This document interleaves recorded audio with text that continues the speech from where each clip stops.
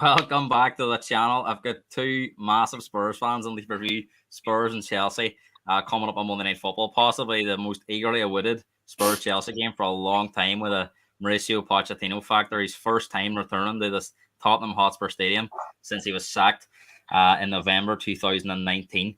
I've got two massive Spurs fans on. I've got Mickey Mac, my uncle, an absolute legendary Spurs fan.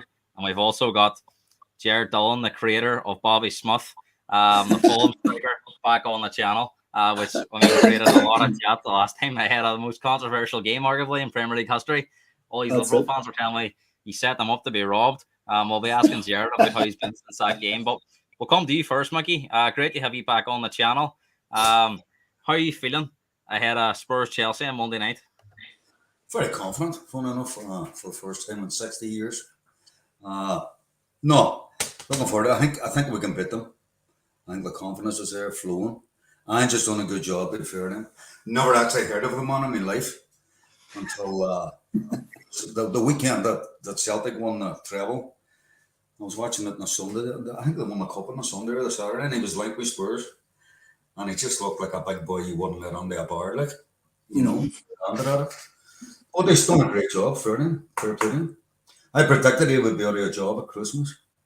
So when he lost that bet, there's a boy hassling me about it at the minute. I'll mention no names, but I'm sure you heard about it, Gareth. You know.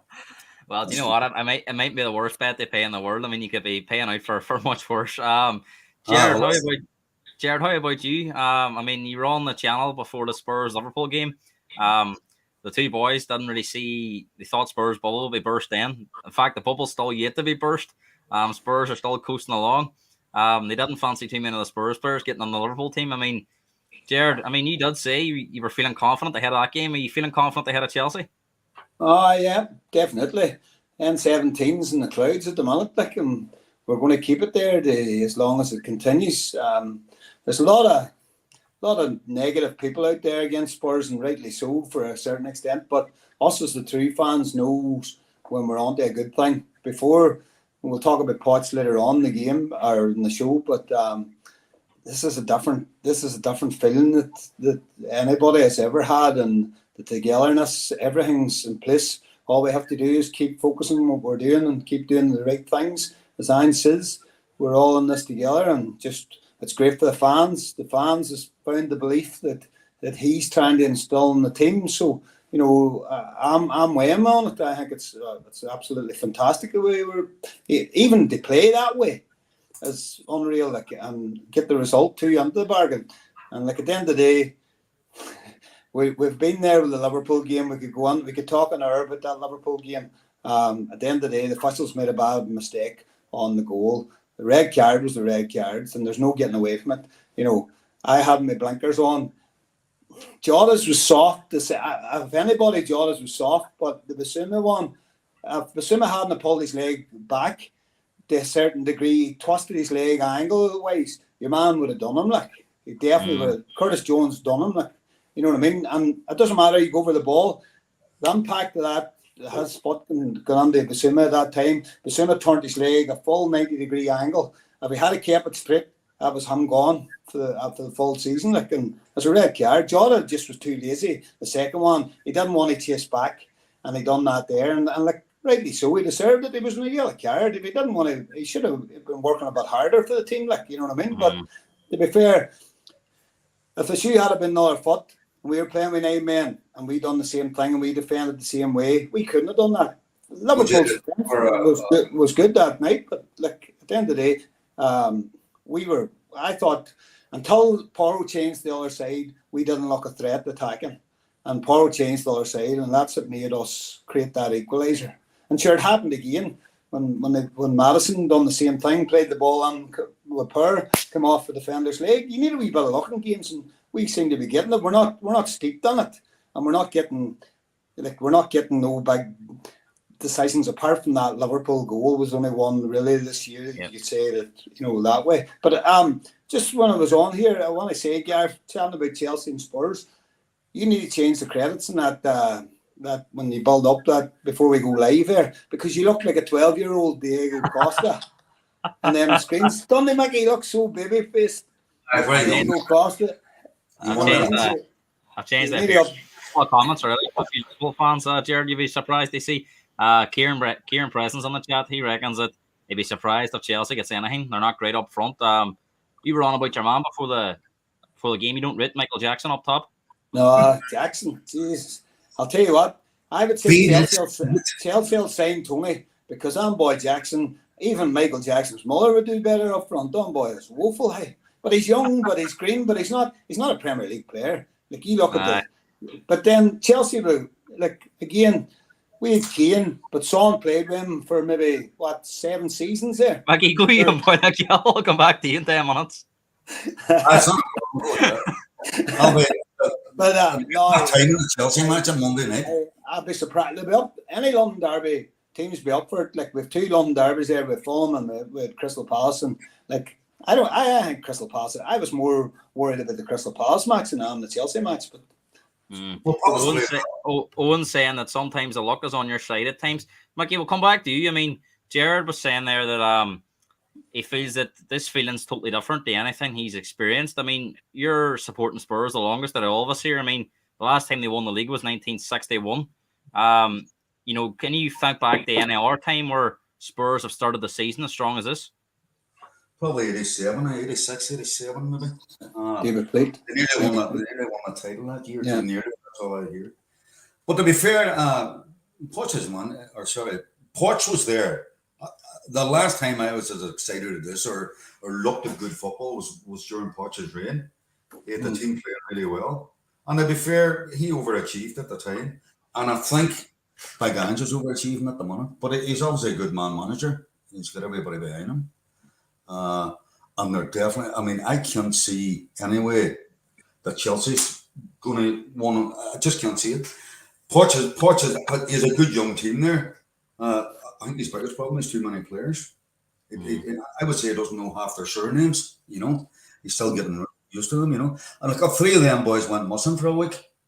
They could be in Spain and they wouldn't miss in the training ground and a fucking minute, But having said that, he seems to have got it together up to the final third, and they just don't seem to be on the same page. I was listening to Chelsea fans this week, and they're happy enough for the style of play at Poch. They're happy enough for the progress. It's a wee bit different to United, isn't it? United seem to be really struggling all over the pitch, whereas Chelsea are playing decent football, but just can't put the ball in the net.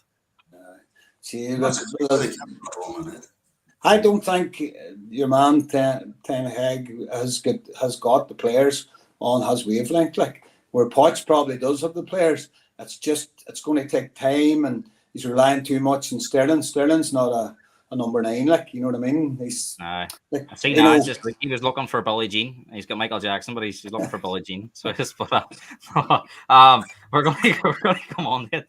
I mean, one of the biggest talking points around the game is obviously Mauricio Pochettino. A lot of people thought it was very harsh when he was sacked by Spurs in November 2019. Just 5 months after making the Champions League final.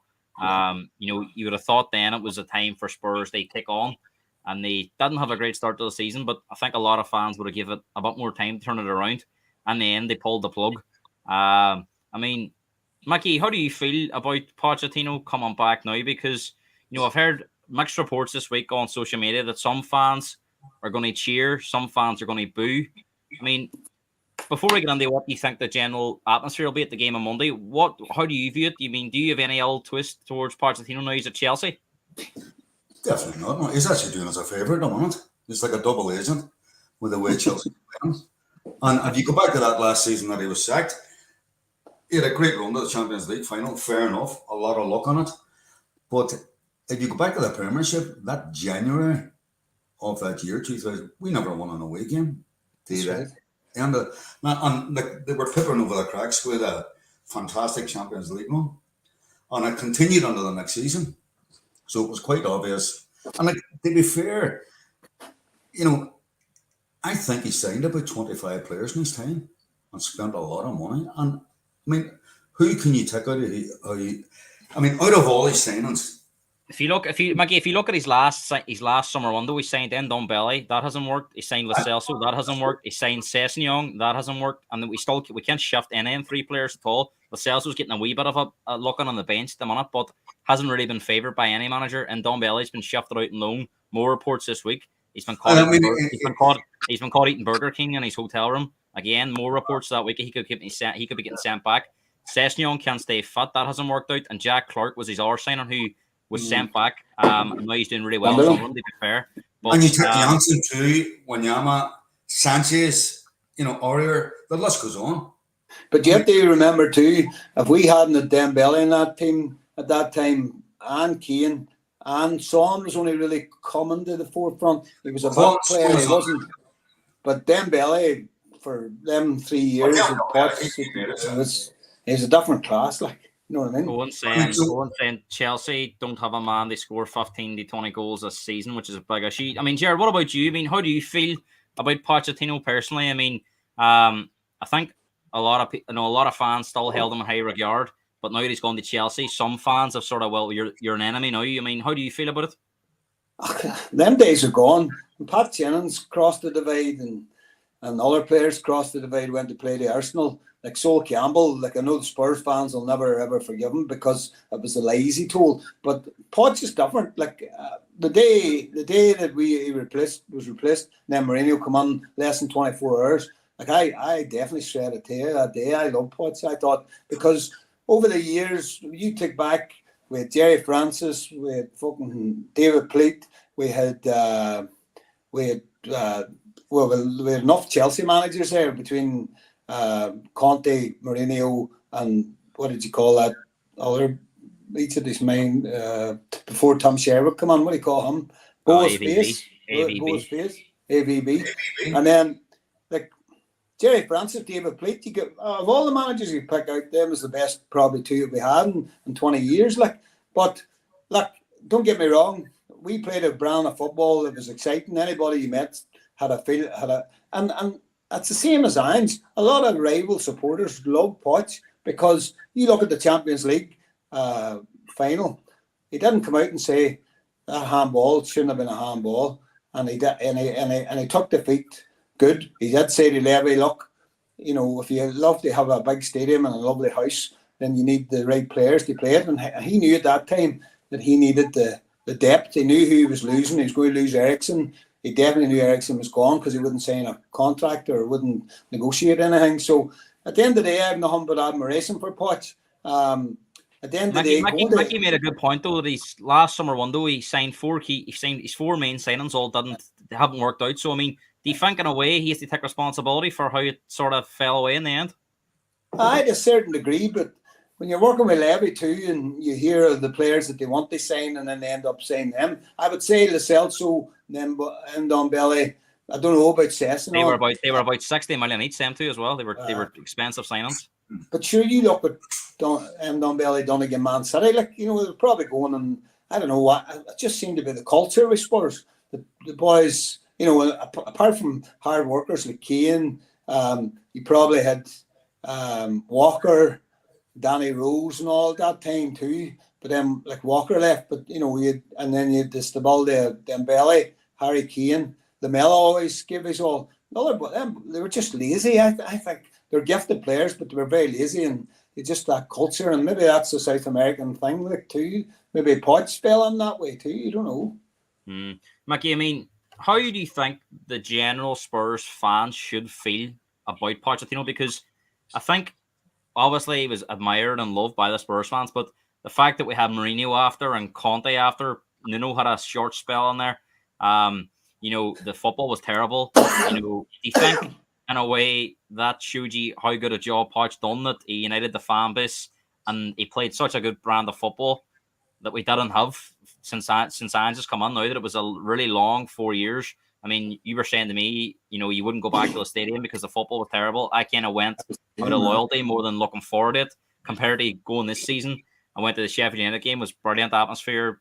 And we got the late goals, but played quite well. I'm looking forward to going to the Chelsea game on Monday. So I haven't had that feeling since. I mean, so do you think that that's where Spurs fans will remember the good days under Poch as regards to the end, and even to go to Chelsea now?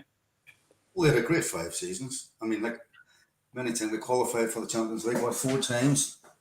We were in a few semi-finals, Champions League final. You beaten 3 finals, 2 under him.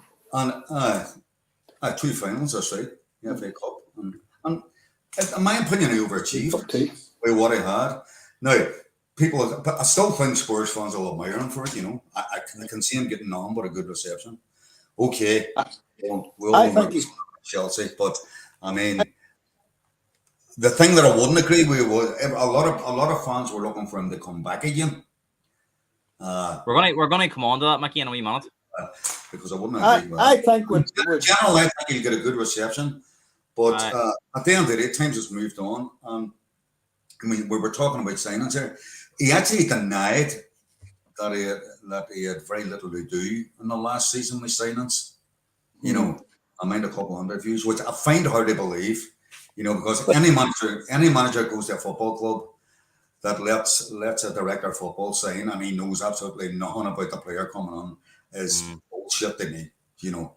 I mean, there's Ange went on there now and he's brought on Pochettino 15 million. Mickey at the back there, Mickey Van de Van or whatever, Van de Man, I call it 40 odd million. Madison 40 million. He's a season. I mean, these boys have all hit the ground running. So there has to be something in man management skills also. And it seems to be the way Ange talks that he seems to keep out of. He keeps all the conversations very short. He puts everything over to his coaches, and he tells them what he wants them to do. And he's never brought, which I've thought very strange, new club, new coaches. He never brings that team with him. So he's starting from the ground up, and he's saying to these new coaches, "This is the way I want it done." Nobody's taking him for granted. Nobody's been there too long. They say, he talks about that all the time. You know what I mean? But everything. It's a brand new start, and everybody's up and running. Yeah, Jared. I mean, despite similarities between the two, and they both play attacking football, they are two very different characters, Pochettino and Ange Postecoglou, because Mickey made a great point there about, he denied a lot of the stuff. And I remember an interview towards the end where he says, they refer to him as a Spurs manager. He says, no, they need to change my title to head coach. I'm not the manager. He became quite negative at times as well. Press conferences was kind of tense. Whereas with Ange, even after losing Harry Kane, he always seemed very upbeat, very confident. Whereas a lot of Spurs fans, including myself, the media were panicking. Spurs could fall off a cliff without Harry Kane. Spurs were very, very much a one-man team. But Ange kind of had it in his head. He was planning for that. And he had sort of put up. And you have to remember, Kane played a massive part in Spurs' pre-season. So I don't think it was ever a done deal that he was definitely going to leave. Because if you remember, he played the Shakhtar Donetsk game the week before the season started. And he played every pre-season game as wearing a captain's armband. But he always had that contingency plan in place if he did move, that he had a backup plan. And I mean, he's been very, very positive in every press conference. I think that's why a lot of rival fans that even maybe don't want to like him do like him.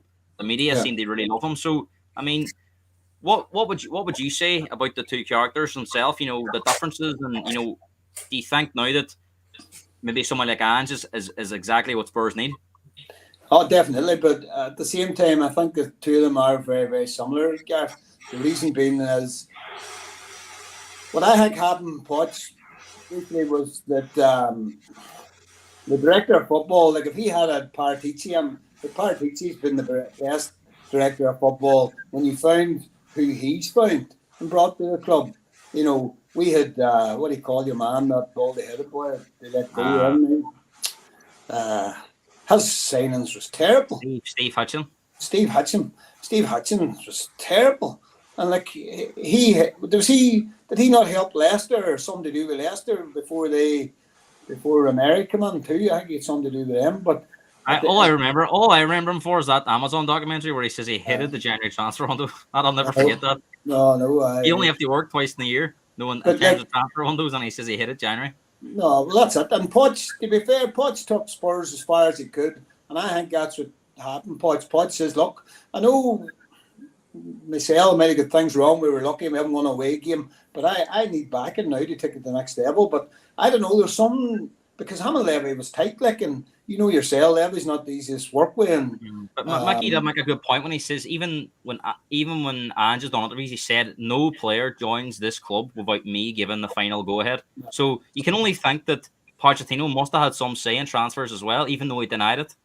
Well, he could have to a certain degree, but maybe Levy's learnt the lesson. The way the fans turned last year after the rant and Conte said a few home truths. Now, I never wanted Conte or Mourinho to ever manage our clubs, our club, but that was took away from us as fans, and Levy made the decision. So I knew, yourself, Levy had to get this right, and he has to end of the day back the thing, or it's going to fall down around him. And at the end of the day, Poch now has moved on. He went to PSG and back to Chelsea, and like things didn't really work out for him at PSG too. So you could be right, Gareth. You could be right, and because when he couldn't get players like Messi and all, they fall on these ways. I'm going to bring Maggie back in because I think it's a very interesting conversation that some people do associate Pochettino with that bridesmaid tag that.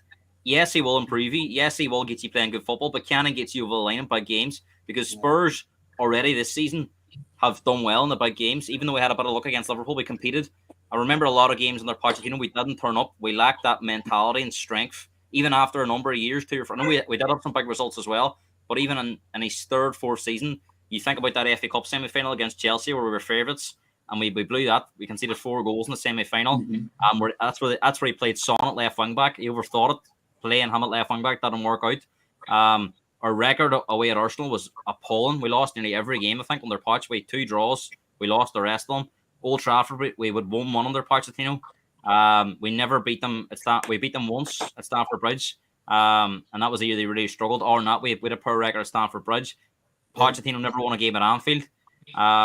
So and when it came down to it in the Champions League final, Liverpool, I think, were off it. It wasn't a great game. He played Harry Kane in the Champions League final. Should have never been that pitch.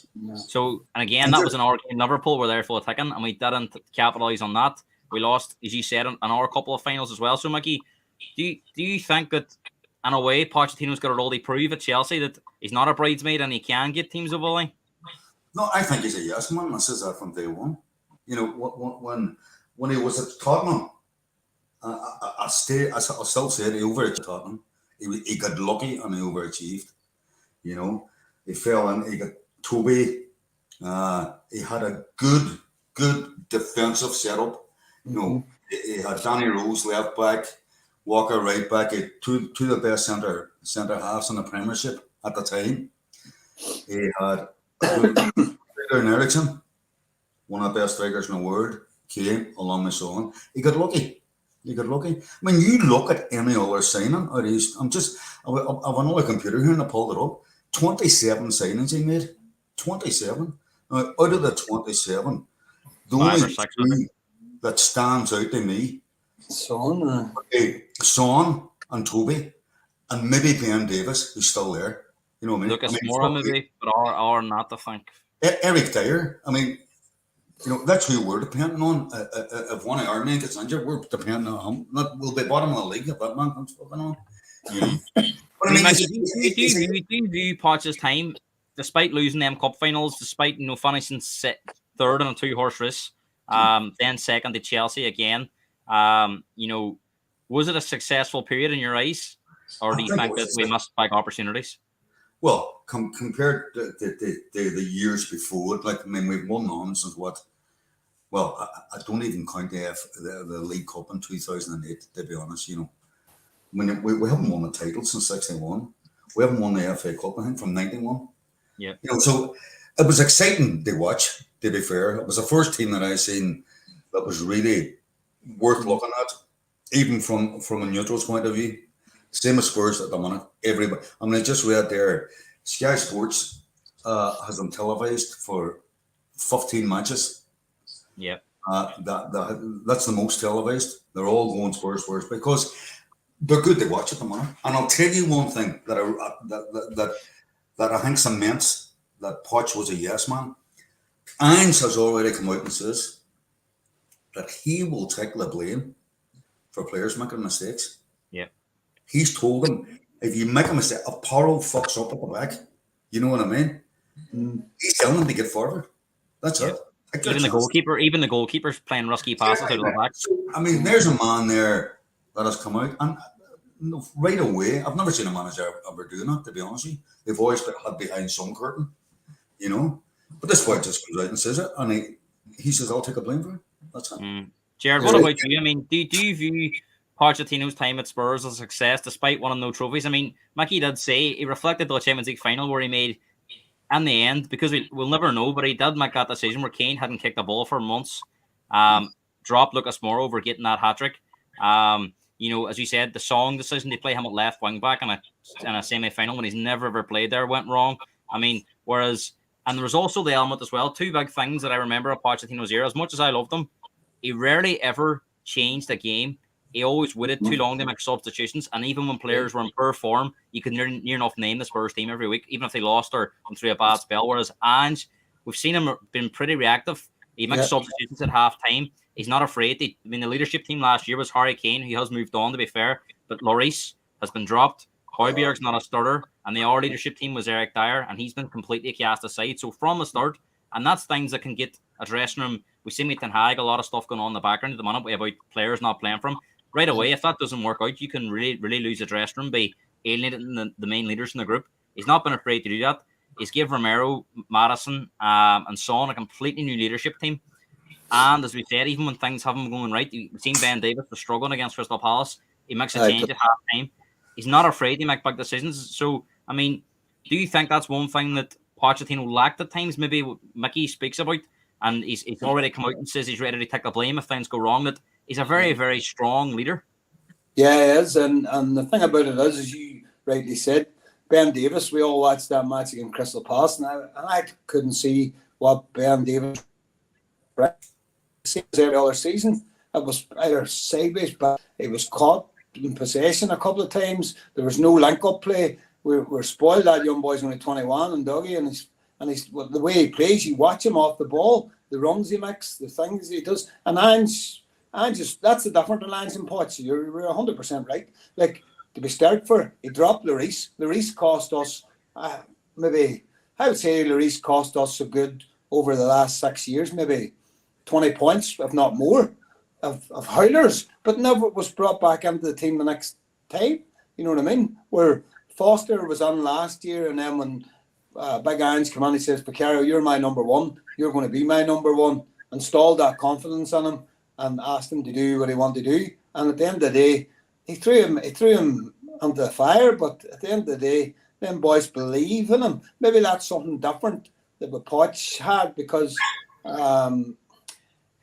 Poch was very loyal to his friends. Them boys would coach with him. That wee boy, was it Jesus, or is he Jesus?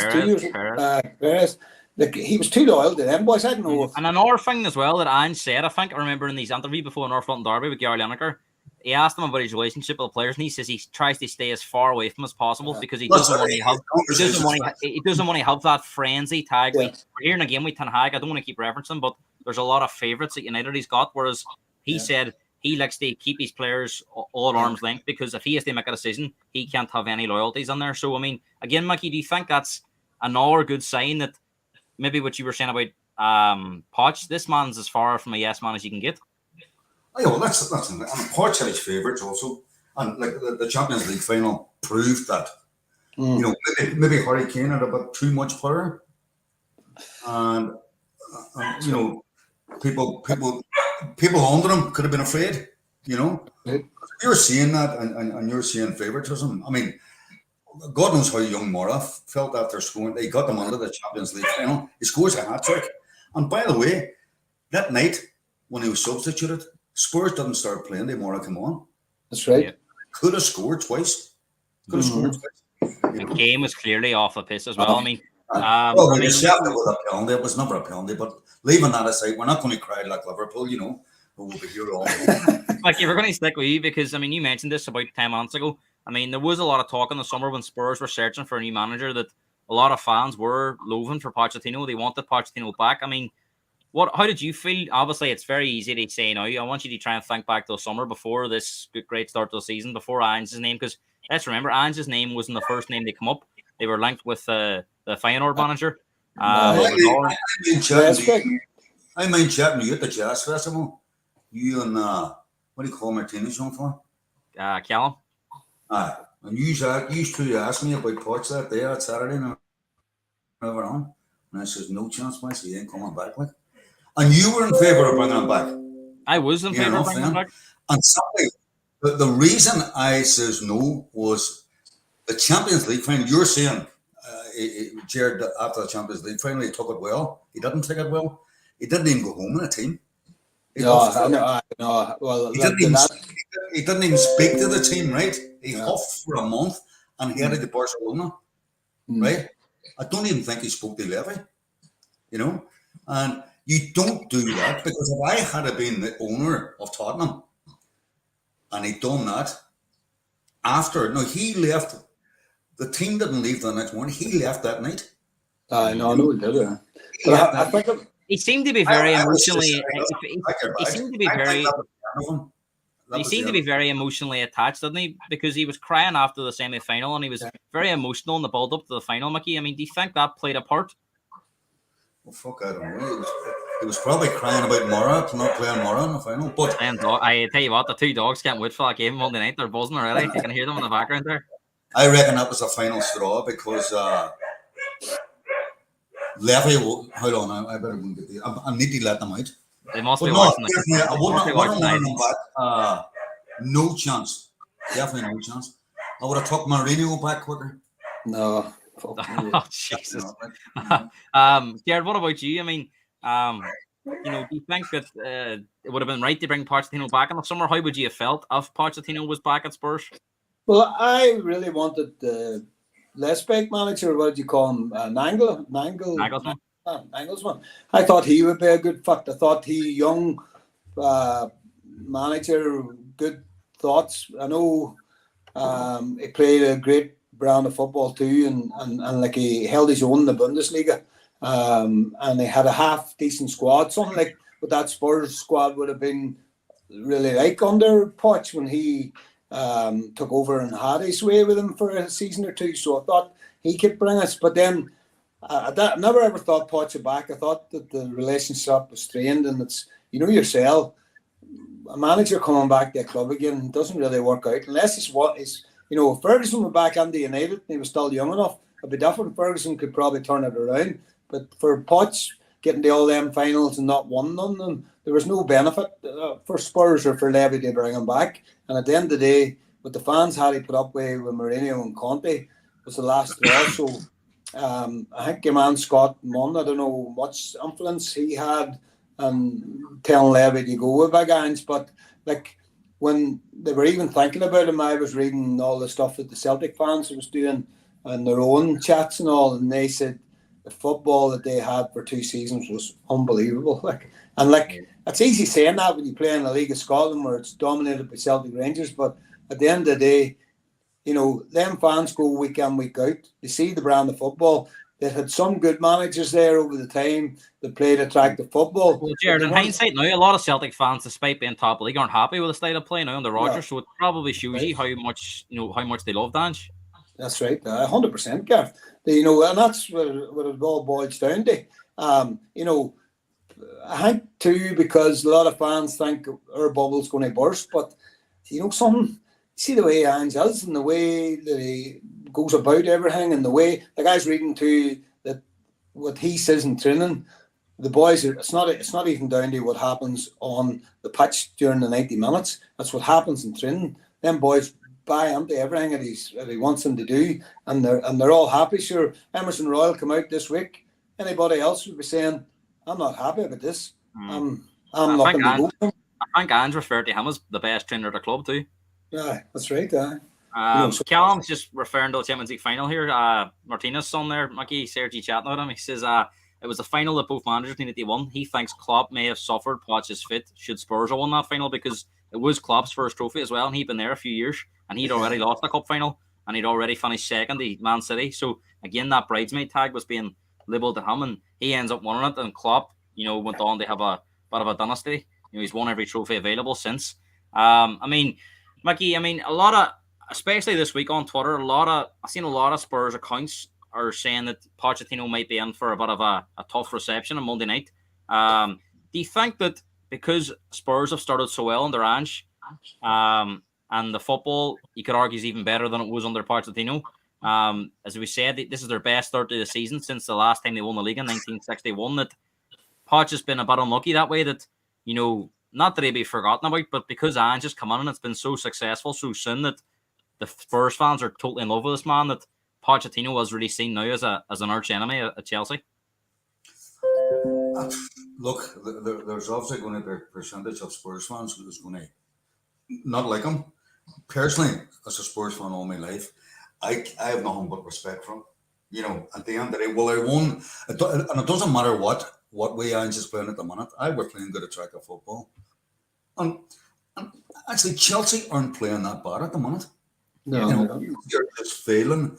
And do you see if they get Reece James back again? If he's back on Monday night, it could be a different game. He's a couple of players short there, and I just think at the minute, Chelsea up front, they're just not reading it. They're not on the same page. Their movement's not correct. They're not reading each other. But they're a young team, and once he gets around that, I think he's going to be very successful. I think Spurs fans will respect that. I think if they get Mudryk back, Mudryk's the pace. I think that Chelsea's going to come and defend and try and hit us in the counter. I can't see more success against. They've had more success. They've drew with Liverpool and they've drew with Arsenal, where they've games they've not had as much possession. There's been more space. So, like Mickey said, I think that we shouldn't read too much into Chelsea's poor form because they've been struggling to break down teams where they put 11 men behind the ball. Spurs aren't going to play that way. Chelsea are going to be able to play on the break. So I mean, the Spurs games. But you can see triads where Poch was the same as Spurs. Chelsea's playing for 45 minutes against Arsenal, and then they fell completely away, and Arsenal come back at them. And to be fair, Arsenal should have won that game. But at the end of the day, Jared, how do you feel about that? I mean, do you think that Poch has been a bit unlucky that because Ange started so well, there's going to be more of a crowd now against him on Monday night? I think the Spurs fans will be singing Ange all night and singing all about their own players. They're loyal to their own. Poch is no longer is identified with Spurs. He's a past manager like Mourinho. I understand why. He has made a few comments too, and that's alienated some Spurs fans, but he has to do that because he has to try and get the Chelsea fans on side. Oh, that's it. Like at the end of the day, Chelsea's, the Man City's had more success of throwing money at the Premier League. Chelsea have all them young fellas in 8-year contracts, and sure, at the end of the day, when things weren't going right this last, they won the Champions League 3 years ago, was it Chelsea won the Champions League? 2021. And since that, they've went downhill. They got rid of Tuchel, and then, as I say, they brought on them other couple of managers. Big Frank couldn't stable the ship, and so he's loved by the Chelsea fans. And at the end of the day, it's not about them. It's about us growing. We're growing now, and we're going the right direction. We're playing the right brand of football. We've got the right manager with fans behind him. And Poch is, now, at the start of the season, I would have talked about him fondly. Now he's a past manager, and that's the way it is. They'll still have respect for him, Jared. They'll still have respect for him, I would expect it. And I mean, I don't think the Spurs fans will be too worried because, Spurs go right and high in confidence. They know what they're doing. They know the game they're playing. And Chelsea were caught there twice at the weekend on the break. Yeah, and it was because of their strikers. Their strikers could have had it as quick as they were caught in the break. Chelsea could have been 2 or 3-0 up. But then again, that's where Poch falls too. The keeper went up for a corner, and he could have put somebody like Raheem Sterling back defensively to cover that goal line, and he didn't. I think that's what Poch lacked on. And game management, you have to be on it 90, walk up and down that line. You'd hear him say a few things, but again, you have to be tactically aware. And I always thought that people talked about the style of football that he played, but I always thought Poch wasn't tactically good because he couldn't change games. We played the one road. If we were, unless it was a full team coming at you and Ericsson or somebody that created that bit of spark, then without that, we were lost. We had no plan B. Mikey, what do you? A lot for the keeper on Saturday, but they play the guy against Tottenham on Monday night. Tottenham will take them on the break. turn them over.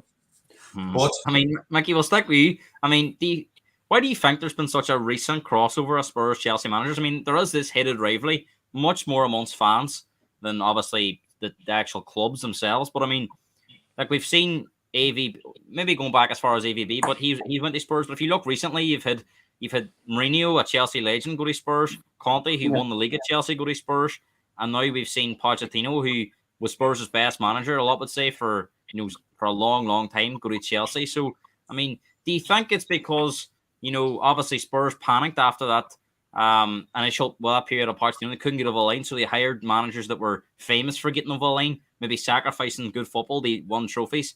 And then now that the Abramovich era is gone, where he was pretty much about one and now, and it doesn't matter what you want. If you've a poor season, you're going at Chelsea.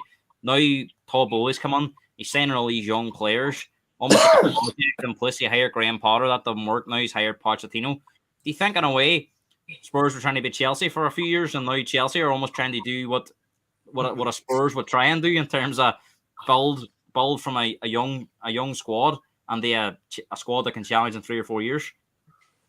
Well, I mean, I think you're talking. They spent what $1 billion. Well, that's probably the only difference is they're spending a lot of money to do it. But they've got a young team there, and they had a. I mean, I think Poch is a very good manager. I still say it, and I have a lot of respect for him. And I still say he's a very young team there. He'll build it. On our side, I think Levy just took a chance. Levy was probably sitting after Poch and says, "Listen, we need a minimum League Cup here or something to appease the fans." And I think he brought Mourinho on. And so what does he do? He sacks him the week of the final, which was fucking crazy. The League Cup final against Man City. And I think he brought Conte on to do the same job. But when you're bringing managers like that in, them boys want to buy success right away.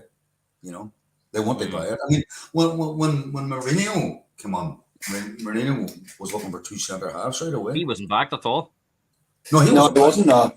He wasn't. I think Mourinho he was on a big bonus for winning a cup. And I think Levy, I mean, as I said in the last podcast, we were playing Man City in the final, but if there's one man that you would have wanted in your corner for that final, would have been Mourinho. And it was a tight game too. It ended up one man that could have won that game tactically. And I think Levy panicked because they were had to pay him probably more than they were winning. If they had won the League Cup, they'd probably have 3 or 4 million bonus.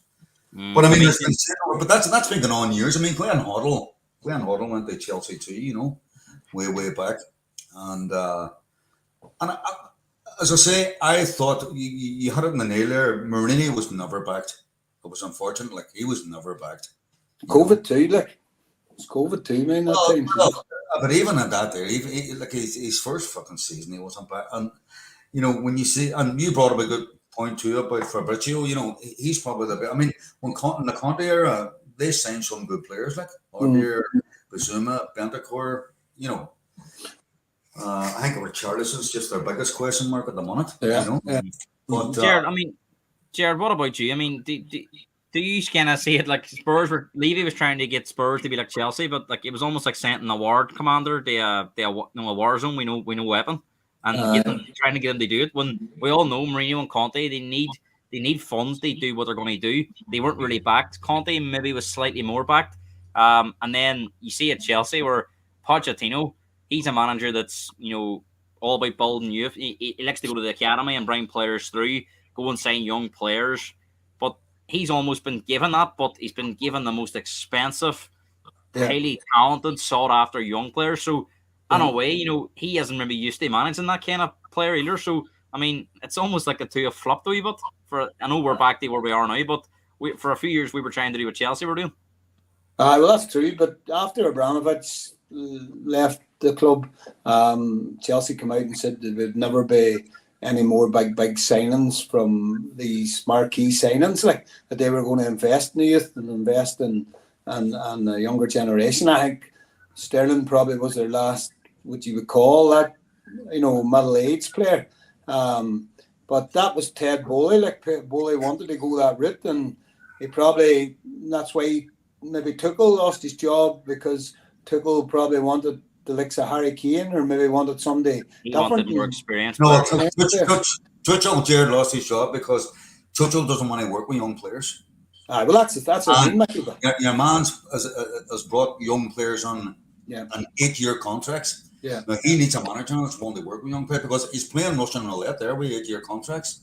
Yeah. Because he's dependent on these players staying 8 years. Now if they flop, if he's brought on 20 players and 15 of them flop.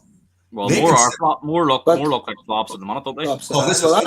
I think it's just that's bad news because I mean these boys, if they want, they could do a Gareth Bale job and say, "Fuck you, I'm going to sit here playing golf for 8 years." Well, look at the problem we have with Ndombele. 6-year contract, £200,000 a week. We can't get shot of him. Can't get shot of him at all. That's one player. They've got maybe 15 players on that that aren't playing at all. These boys would all. Bully. I mean, I'm sort of glad in a way that we're owned by what I would class as a local company, Enoch, and we have an English chairman because see, Bully and these boys, these boys are operating hedge funds in America, and they're buying players and betting he's going to be good in 8 years' time, or he's going to either be a flop. But I don't think Todd Bowley's been using Football Manager, the PC game, as his weapon to sign players. So. But at the end of the day, I don't think he thinks Chelsea's a big hedge fund. You know what I mean?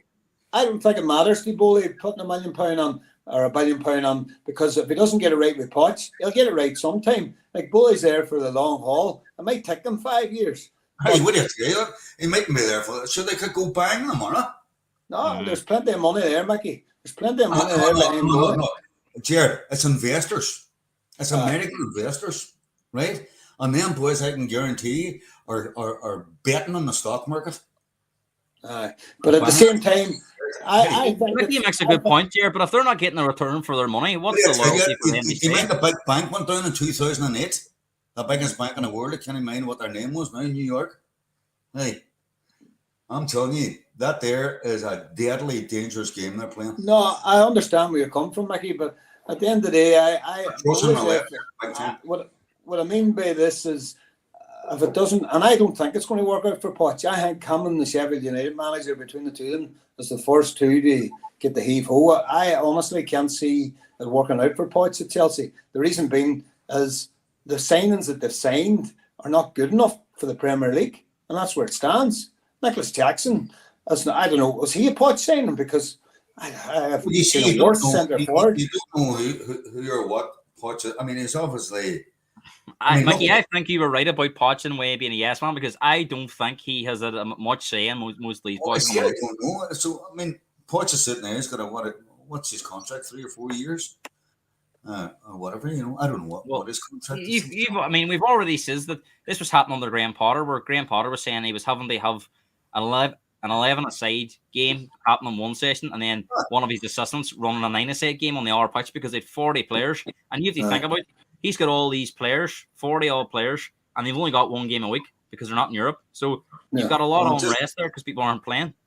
I'm just Googling there. They've went through 40 players in and out pre-season there, 28 out and 12 on. Because they needed... I mean, that was all they do. You need a private airline just to go and collect them and leave them back again, So that was all they did.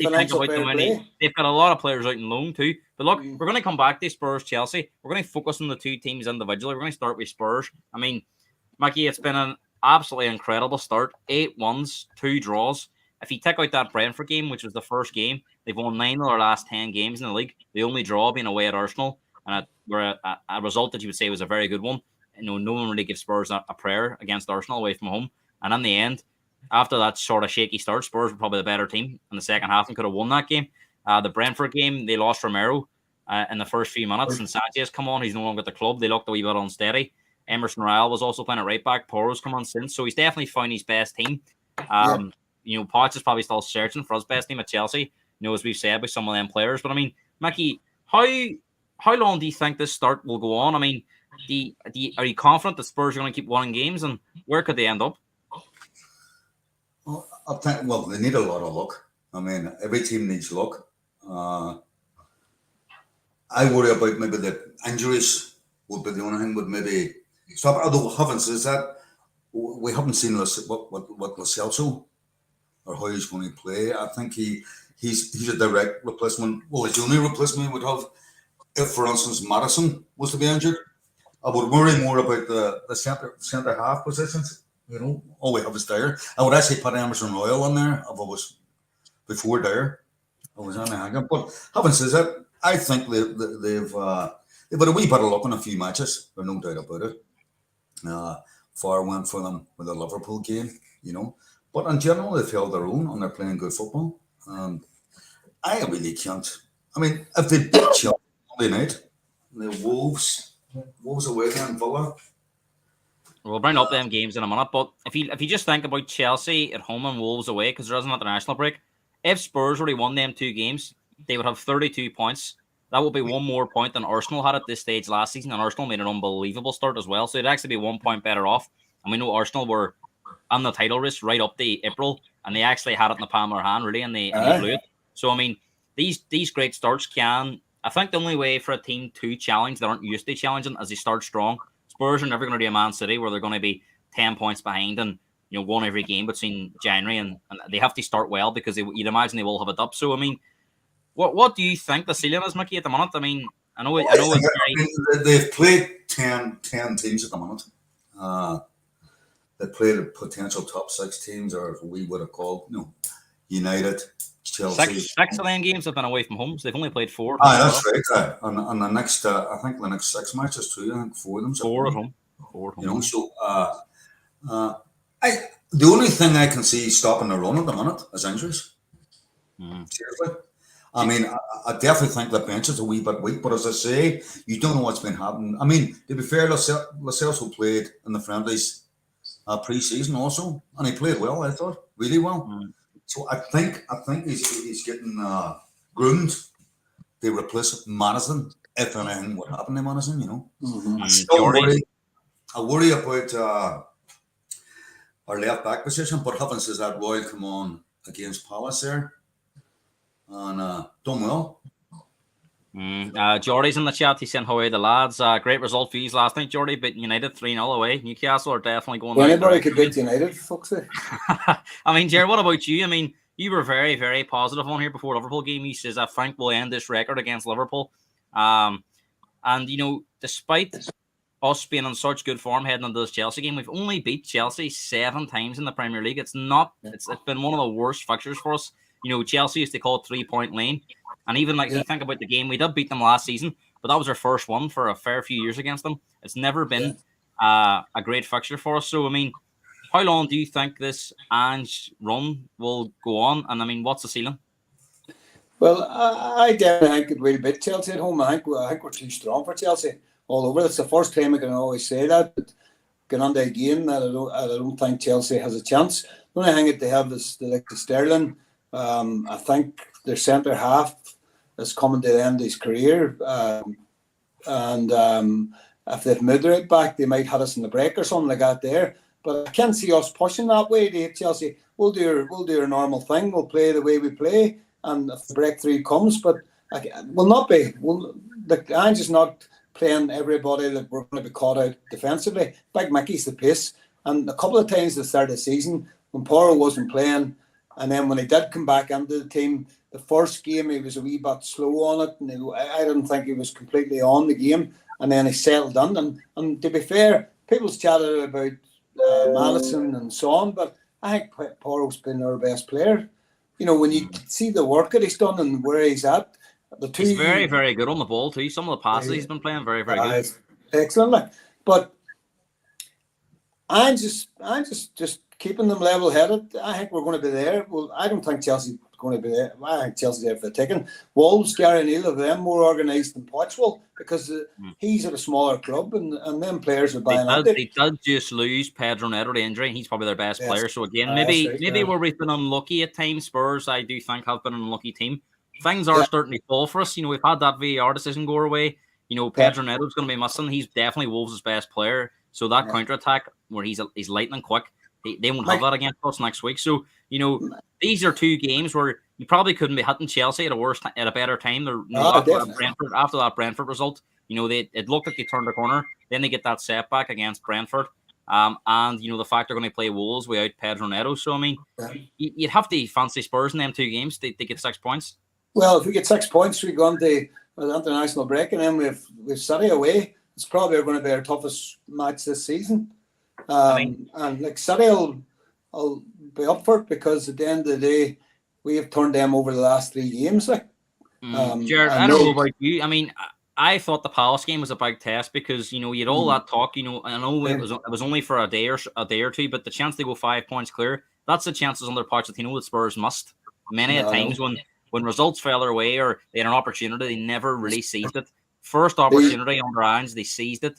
And even at 0-0 at halftime, I don't know about you, I had every confidence we would still win the game, because I do think the mentality is a wee bit different with Ange. So, I mean, are you excited?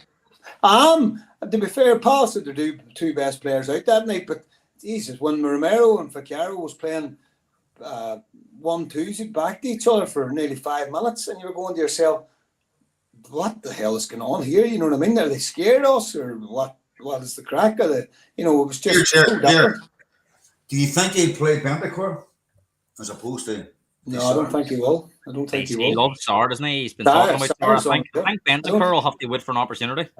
I think the only time he'll play Bentancur, unless he does change it, I can't see him changing it, but unless he changes that midfield for the City game, if we're still top, he might go to Etihad. I think Bentancur is more streetwise, and that's not and he can also play as a defensive midfielder too. Mickey, I was about to come on to that. The fact that Bentancur's back, hasn't really been must, because Sarr's been doing so well. But I think, as you said, Bentancur he's a bit more streetwise. He's probably a bit more technical than Sarr, but Bentancur's not slow, but Sarr is very athletic, and that's probably where he comes in. But I mean, it's a very, very good option to have, because, as you say, I do think we've been a wee bit light. But I think if you see Bentancur coming on, and even when you see the likes of Brennan Johnson, them 2 in particular are the 2 you think are going to be pushing for spots. So with them 13, 14 players, and I have to say Emerson Royale done really well as well as a makeshift left back. I think he makes a case for being a reliable player. Them 14 players are probably the 14 that Ange sees as they're the 14 going to work with, because coming on to December now we're going to have maybe a couple of extra games, so he will have to rotate a wee bit. But I mean, Mickey, you mentioned there about injuries, but this is Spurs' first season not in Europe for a long, long time.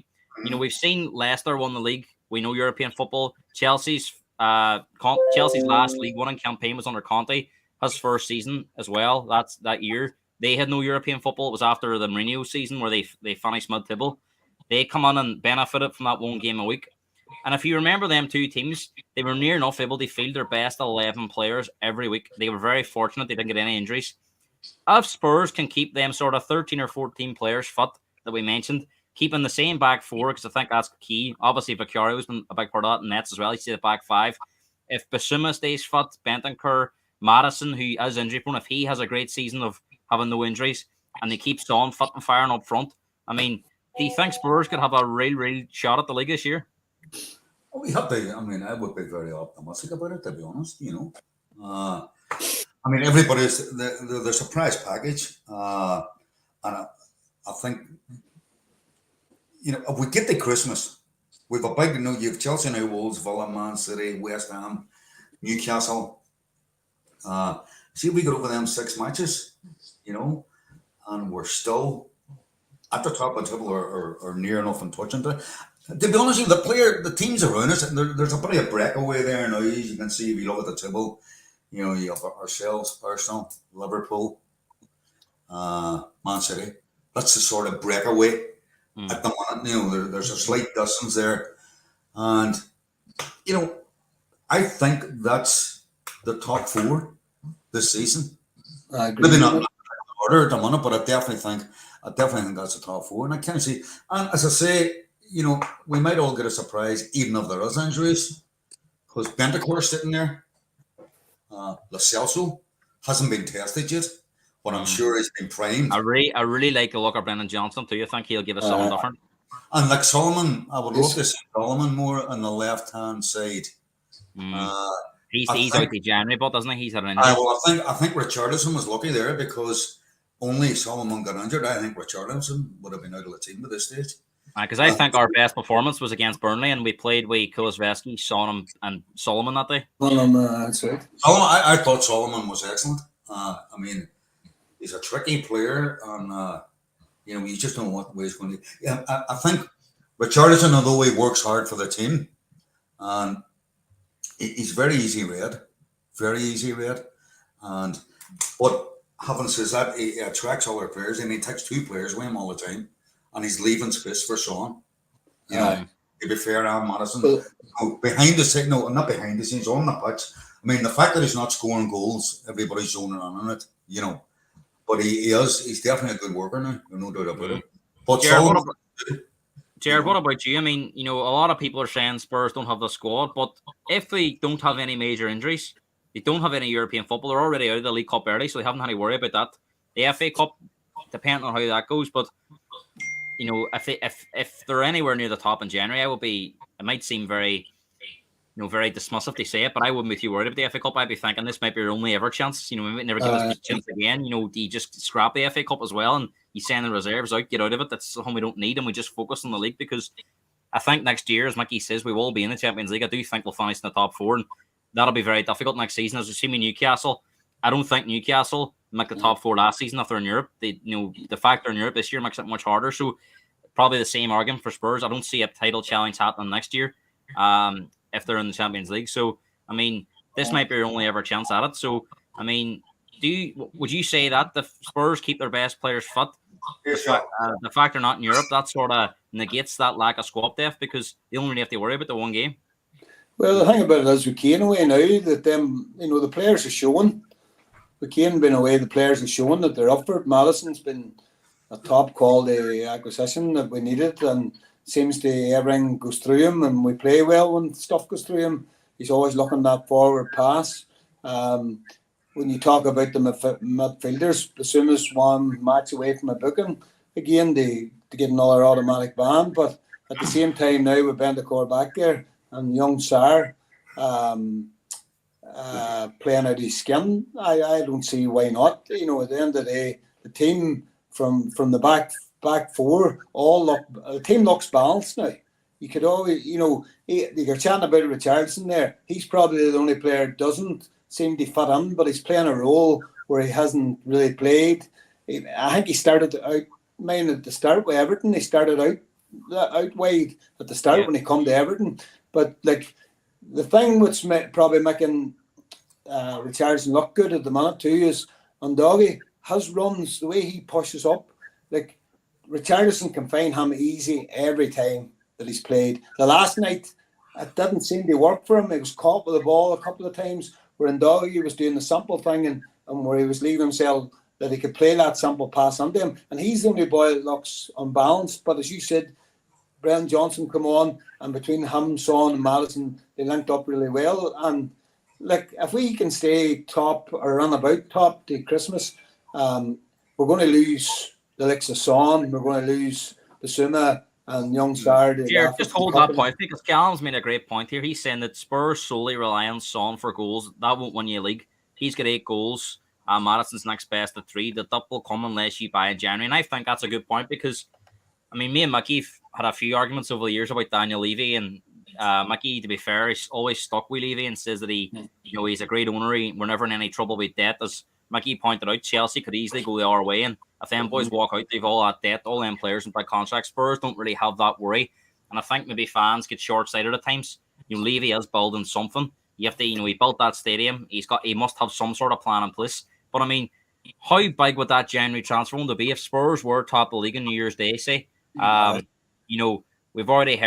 seen some reports today, and I think these are good signs that they are looking at a possible 2 players in January. I don't know who they are, but they're looking at a possible wide player and a striker. They boost that attacking area. I mean, how big would that January transfer window be in? Because, I mean, personally, I would crucify Levy if we didn't sign any players in January and we lost the league that way.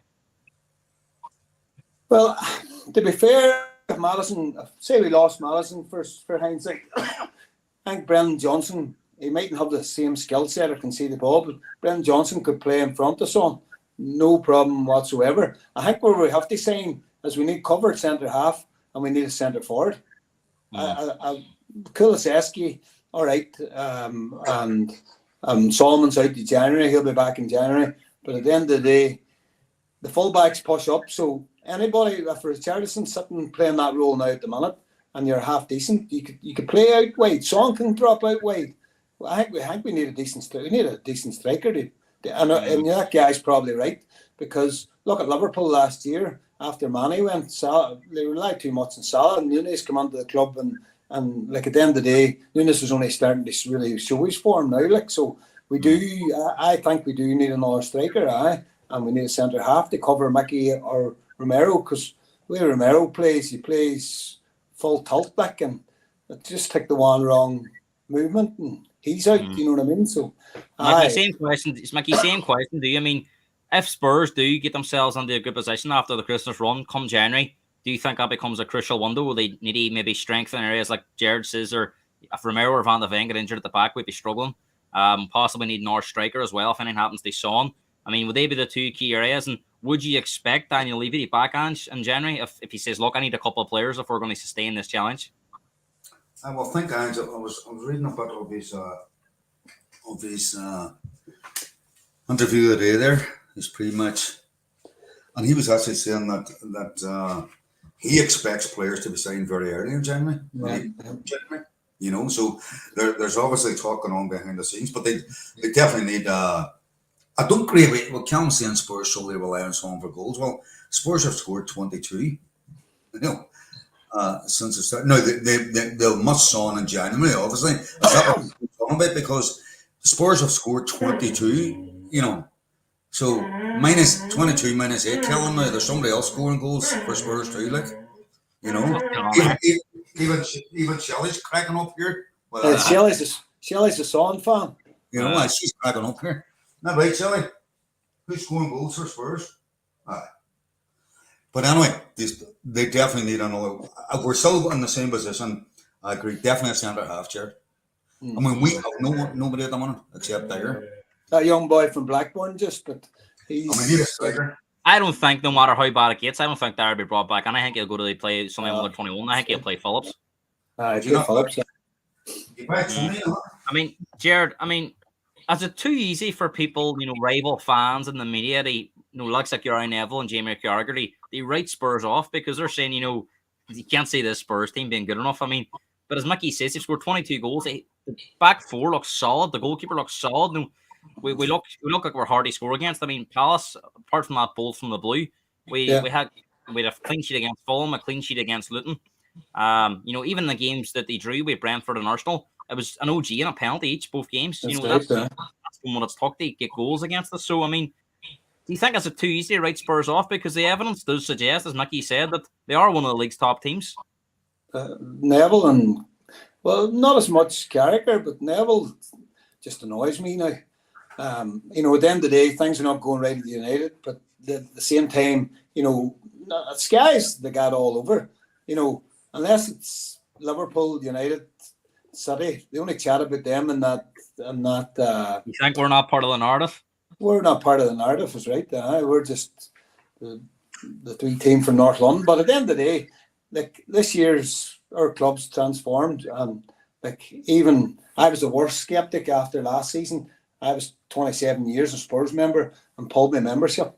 I said, I'm not coming back. I'm just fed up, and I blame Levy. I believed everything Conte was saying, and because we knew you were brainwashed.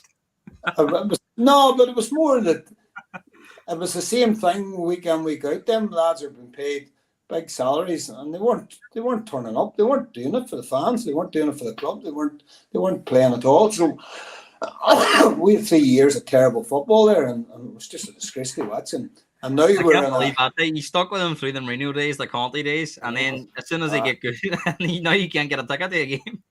I did. Once they put big Ange on, I put my membership up and sent an email off to say that I was sick and could I get my loyalty points and all back again. So they give them all back to me. So I'm grand that way. I'm back in again. No, I'm back in. I was at the floor. Hey, I just couldn't watch it anymore. You know what I mean? And like it's us Spurs fans, as Mickey will tell you, we've suffered more than anybody. I think Mickey's stuck in the mud there, so yes. We've suffered more than anybody, but at the end of the day now we've got a squad. We're getting together a squad. They're proactive, and even the recruitment.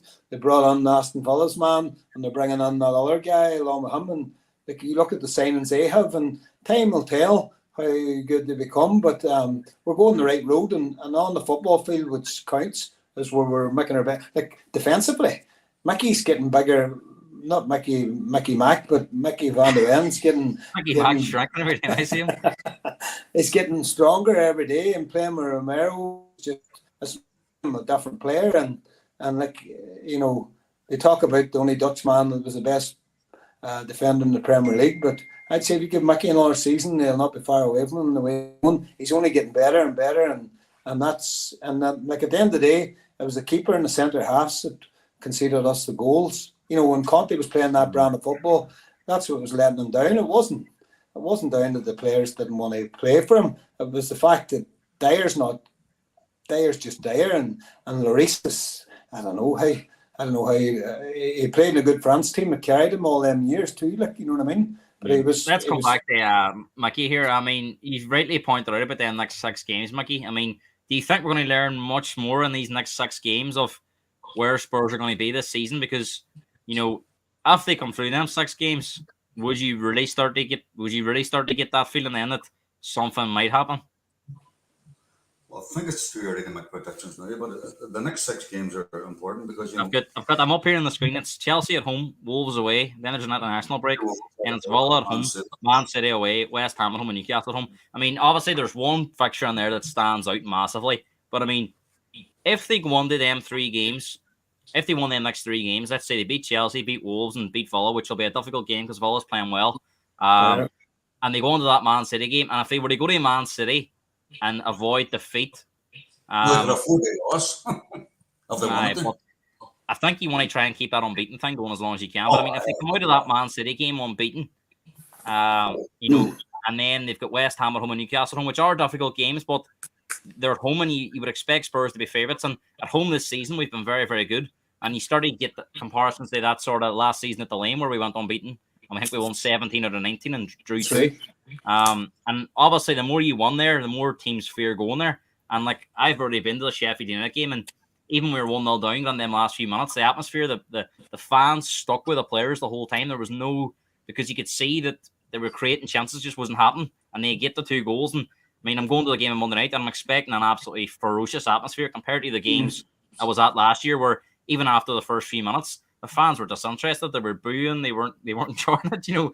So I mean, I think that can be a massive factor for Spurs. Kind of how Liverpool use Anfield and Newcastle use St James's Park to their benefit. I mean, Mickey, we're going to have a wee bit of interactive fun. I'm going to ask Jared after you, but I want you to try and guess how many points they're going to get from them 6.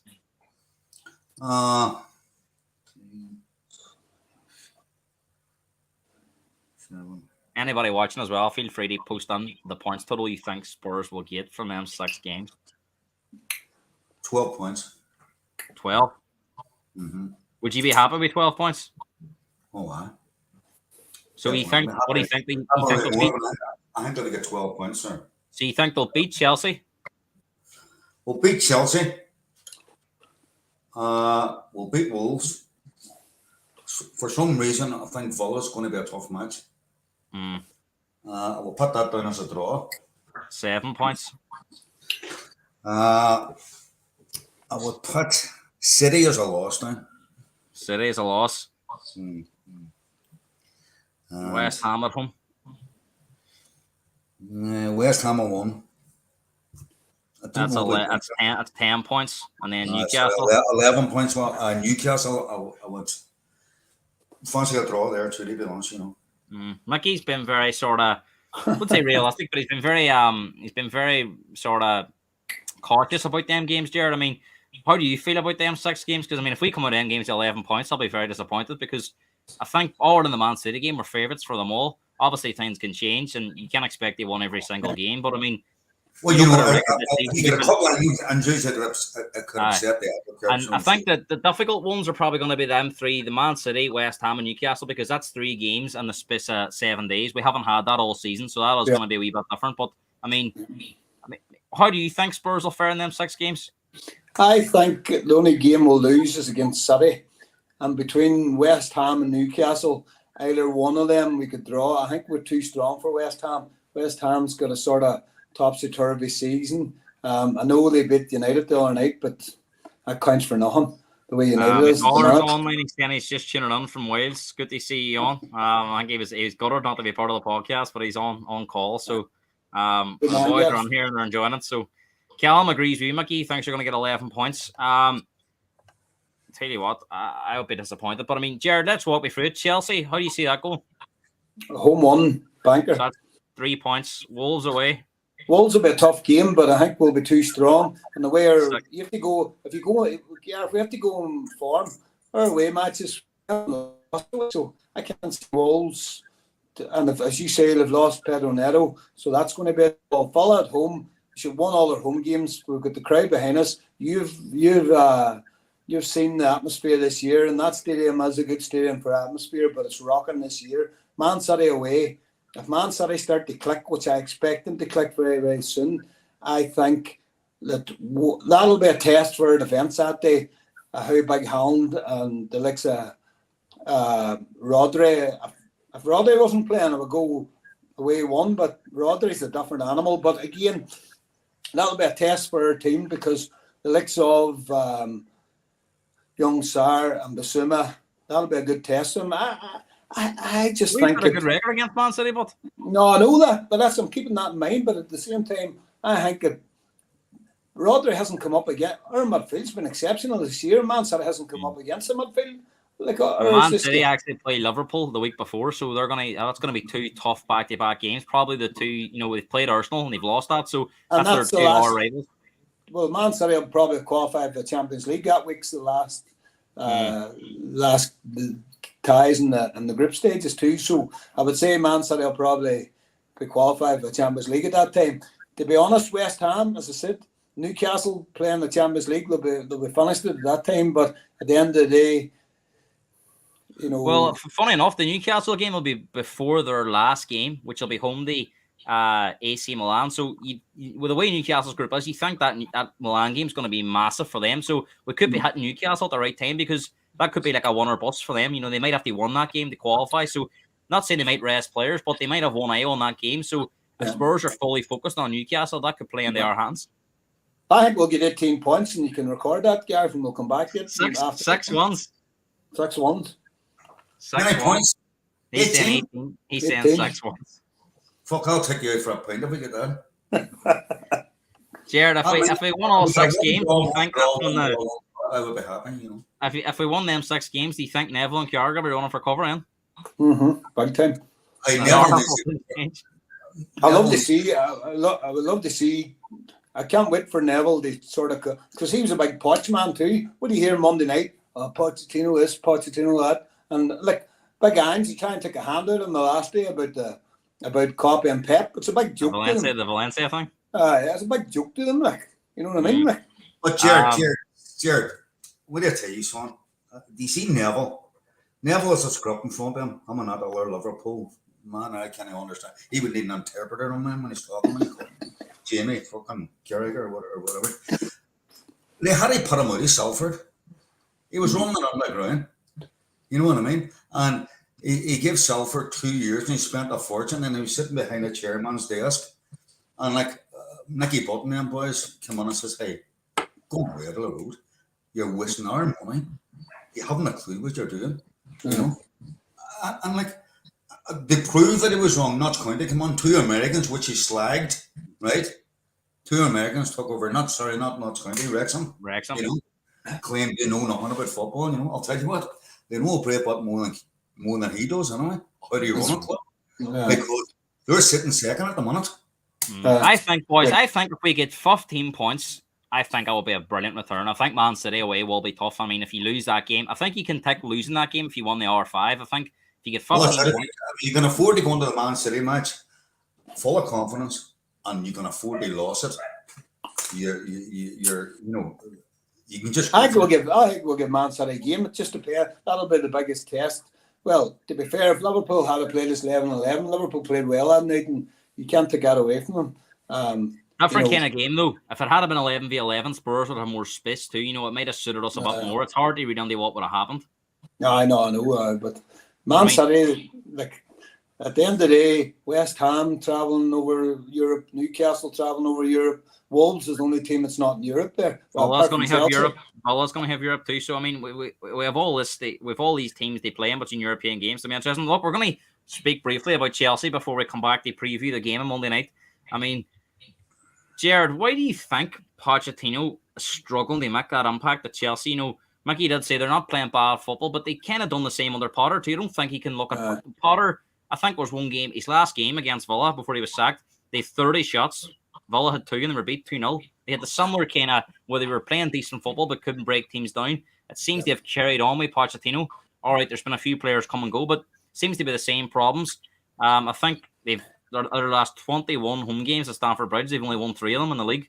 So they've really struggled, especially at home, to get points. I mean, why do you think Poch has not sort of come on and they've progressed as everyone expected? Because in the summer, a lot of people were saying Spurs were going to be lucky to make top 10, and everyone had Chelsea in their top 4.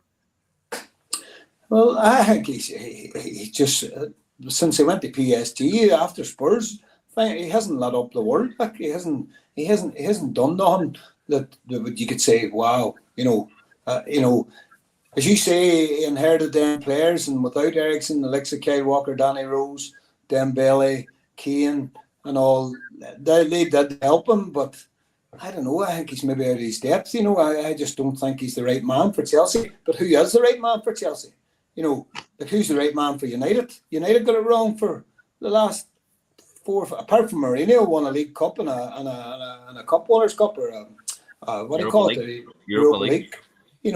Like the bigger clubs seem to be having them problems. Apart, like Klopp come in a season after Poch was with Chelsea. It was Poch was 2 years. Or sorry, Poch was on the second season when Klopp came on. And that's right, when Klopp came on, and stability, and letting Klopp get on with. Like you couldn't really. I don't think you can rate Poch this year. This year's going to tell if he is a world class manager. I don't think he is. He pulled at our heartstrings. We seen football we didn't see in a long, long time, and I don't think that he can make the impact in Chelsea. Tuchel probably could have, but I don't think Poch will. There's something not right with Chelsea, innit? Maggie, Jared saying, I think he's right that this is Pochettino's make or break club. I think if this goes wrong, he's going to struggle to get another top job because, as Jared said earlier, it didn't really go right at PSG, but maybe at PSG, a lot of managers have struggled, so you get to buy a ball. At Chelsea, now back in the Premier League, he's already said that the Premier League's his baby. This is the league he wants to be in. This is the league he knows well.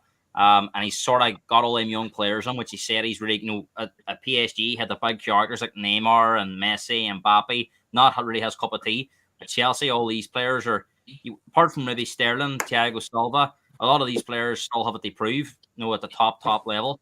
Some of them have done well, but they're young. So, I mean, why do you think it's not going as everyone expected to be? Because as I said a few minutes ago, everyone did expect Chelsea to be, if not in the top 4, challenging for the top 4 this season. And a lot of people said in the start of the season, when I put up the poll, who'll finish higher, Spurs or Chelsea, who'll last the longest, Ange or Pochettino, everyone was heavily in favour of Chelsea finishing higher and Pochettino being there the longest. And it doesn't look like that at the moment. Well, it goes back to the same thing again. I thought he overachieved at Spurs, and as he got lucky. He had a great defensive setup. Centre halves, right and left back, Danny Rose, Walker. Fantastic midfield, and 2 good strikers. So he got lucky at Spurs. I says he was a yes man from day one, but I don't think, no matter what manager goes on to Chelsea at the minute. I mean, he was having a pre-season. Mickey, sorry, just before you go on there, right? You're probably going to say that it's not an easy place to be, but not many people fancied that Spurs job. You could say that Ange was walking on the mess. He's lost Harry Kane. He seems to have got Spurs going. So, Ange walked under it. And Ange says, "I'm here to try it, but don't." Ange didn't even put himself under pressure. He obviously walked on and told Levy, "This is the way I do things." Poch didn't do that. Poch went on as a yes man. Poch was told, "We're not signing players for 18 months. Fine, sir. Yes, sir. No, sir. 3 bags full, sir. Tell that to Ange in January. You know what I mean? Different story. Ange is done with this casual attitude. And it's just this is the way it is. I'm signing the players. Yeah. I'm telling these 2 new men to come in who I want in January. It's their job to go out and get them. Because it seemed that Chelsea's approach was, well, what they see who everybody else is going to buy, and then we'll go on and hijack them, because they hijacked Follow Ted here with Chelsea. Follow Ted. But sure, what do you call him, turned him down. He's on trying to sign every Nagelsmann turned him down, didn't he? Nagelsmann turned him down. Chelsea? It doesn't matter who turned him down. Do you see the bottom line? The bottom line about Chelsea and Poch at the minute, I mean, they could put 10 Poches on. Poch done there and they started a pre-season. And between the pre-season starting and the league starting, they shipped out 20-odd players and brought in 12 new ones. So they had no pre-season as such. Plus the fact, right? These boys are on the wing and a prayer. Fuller Ted, he's running around. He's just going 16 years. Give him an 8-year contract.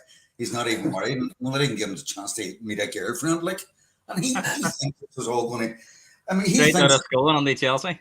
He thinks Poch can get all these boys together in a wee room and say, boys, right, packing them up. Here's what these have to do on Saturday. That's going to take 2 or 3 years. Yes, I know. I agree, I mean, Mick, but you said if he doesn't give Poch the time, right? If he sacks Poch, what you will do?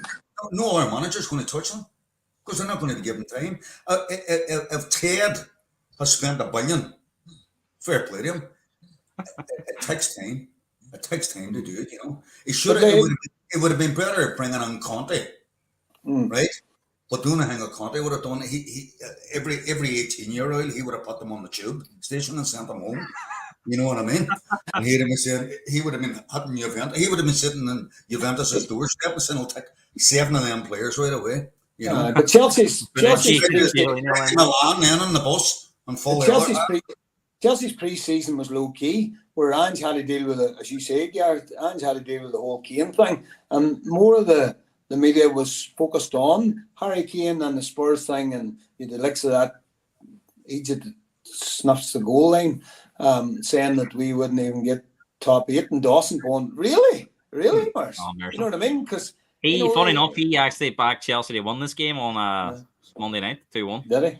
Nice. And plus the fact here, the pressure on Poch at the minute, £1 billion spent. It's relentless, Mickey, and that's what I'm going to come on to. Because I mean, Gerard doesn't seem to think this, but I mean, you hinted at it there. Do you think if he is given time, he will be able to turn Chelsea's fortunes around? Me? Yes. Yeah, I think yes. Although he definitely needs a bit of experience on there also. He needs an out-and-out striker. I mean, that young fella Jackson, I don't know, 3 goals this season. Not Michael Jackson, by the way. Sure. But that's really Michael Jackson be better. I mean, well, I suppose that's fair enough. But I read today he's actually missed the most a young fella. chances of anyone in the league. He doesn't seem to know what's happening. He doesn't seem to know where he's supposed to be positioned. You know, whereas the like a song with us, it's 3 moves ahead. And that's different. But that comes with experience and playing in the Premiership. I think a Poch. I don't think Reece James is. You were chatting about when they get James back, but I don't think. I don't think he's ready. I don't think he's ready yet. No, but Reece James will steady the ship for him because he's number one. He's a leader. They haven't got any leaders on there at the moment. But Poch doesn't fancy Chigwell for some reason. Sorry. What do you call the fullback? He's at it again. Chigwell, Spurs' old training ground. You're on about Ben Chilwell. Chilwell. Well, sir, he doesn't fancy him. And like when you take the likes of Modric was signed the January transfer window last year, wasn't he? Modric. Oh, I thought you were on about looking Modric. No, Modric was signed the January transfer window last year, wasn't he? So he was signed in January. Well, apparently he was going to go to Arsenal, and then Arsenal says we're not paying what they want, and he went down and threw 90 million down for a player that only played 27 professional games. So Jackson And I they mean, signed that.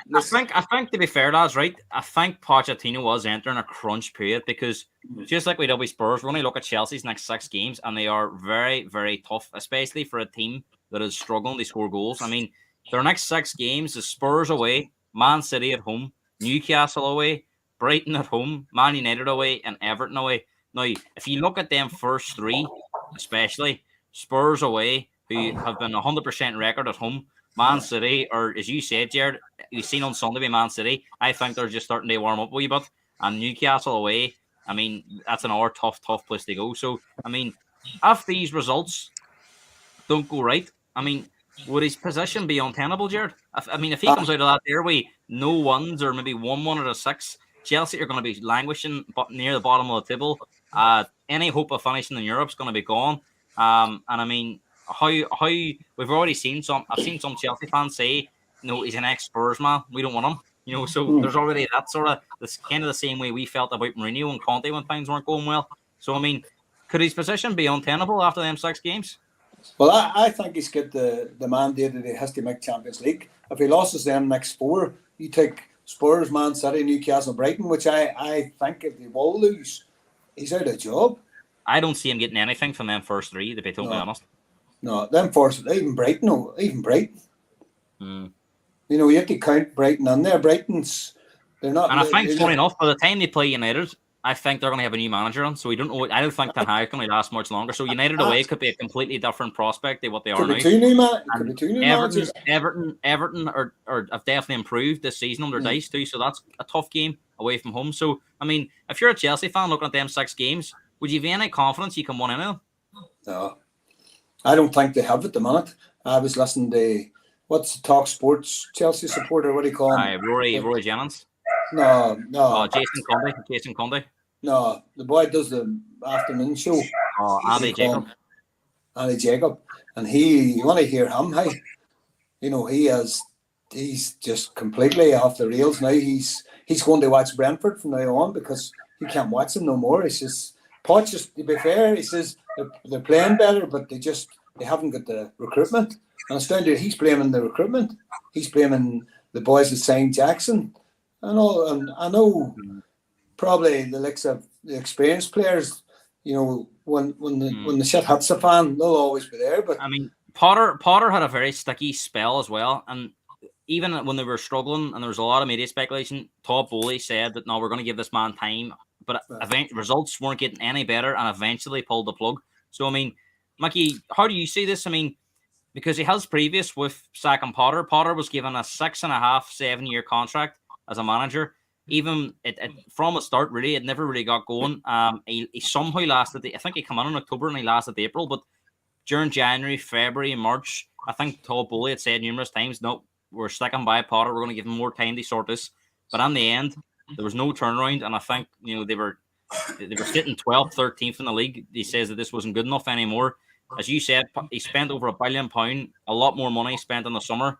Them 12 players that come in, some of them, like Castillo, was spent 105 million. That was probably their biggest one. So they've splashed out a lot of money and they're expecting results. I mean, look at them 6 games, Mickey. Spurs away, Man City at home, Newcastle away, Brighton at home, Man United away, and Everton away. Do you see them getting any results in them games? And 2, if they don't get any results in the majority of them games, do you think Pochettino will be there? I don't see them getting anything out of the first 4 anyway. It's going to be tough. And as you say, Everton's improved. Man United could improve, and then also, if they get there and they're still in the same position and they're losing games, fan power will put them out. It'll be gone. I mean, number one, he's a Spurs manager, so that won't go too well. That's the first thing I'll go against him anyway, first and foremost. But I mean, I think Chelsea fans are going to have to realise either way. Down on the young squad they brought on, they have to be coached, and it's going to take a few years. They're going to, like it's an Arsenal job or Tater. It took that man 3 years. I don't know many times that they were threatening. Well, fans wanted him sacked.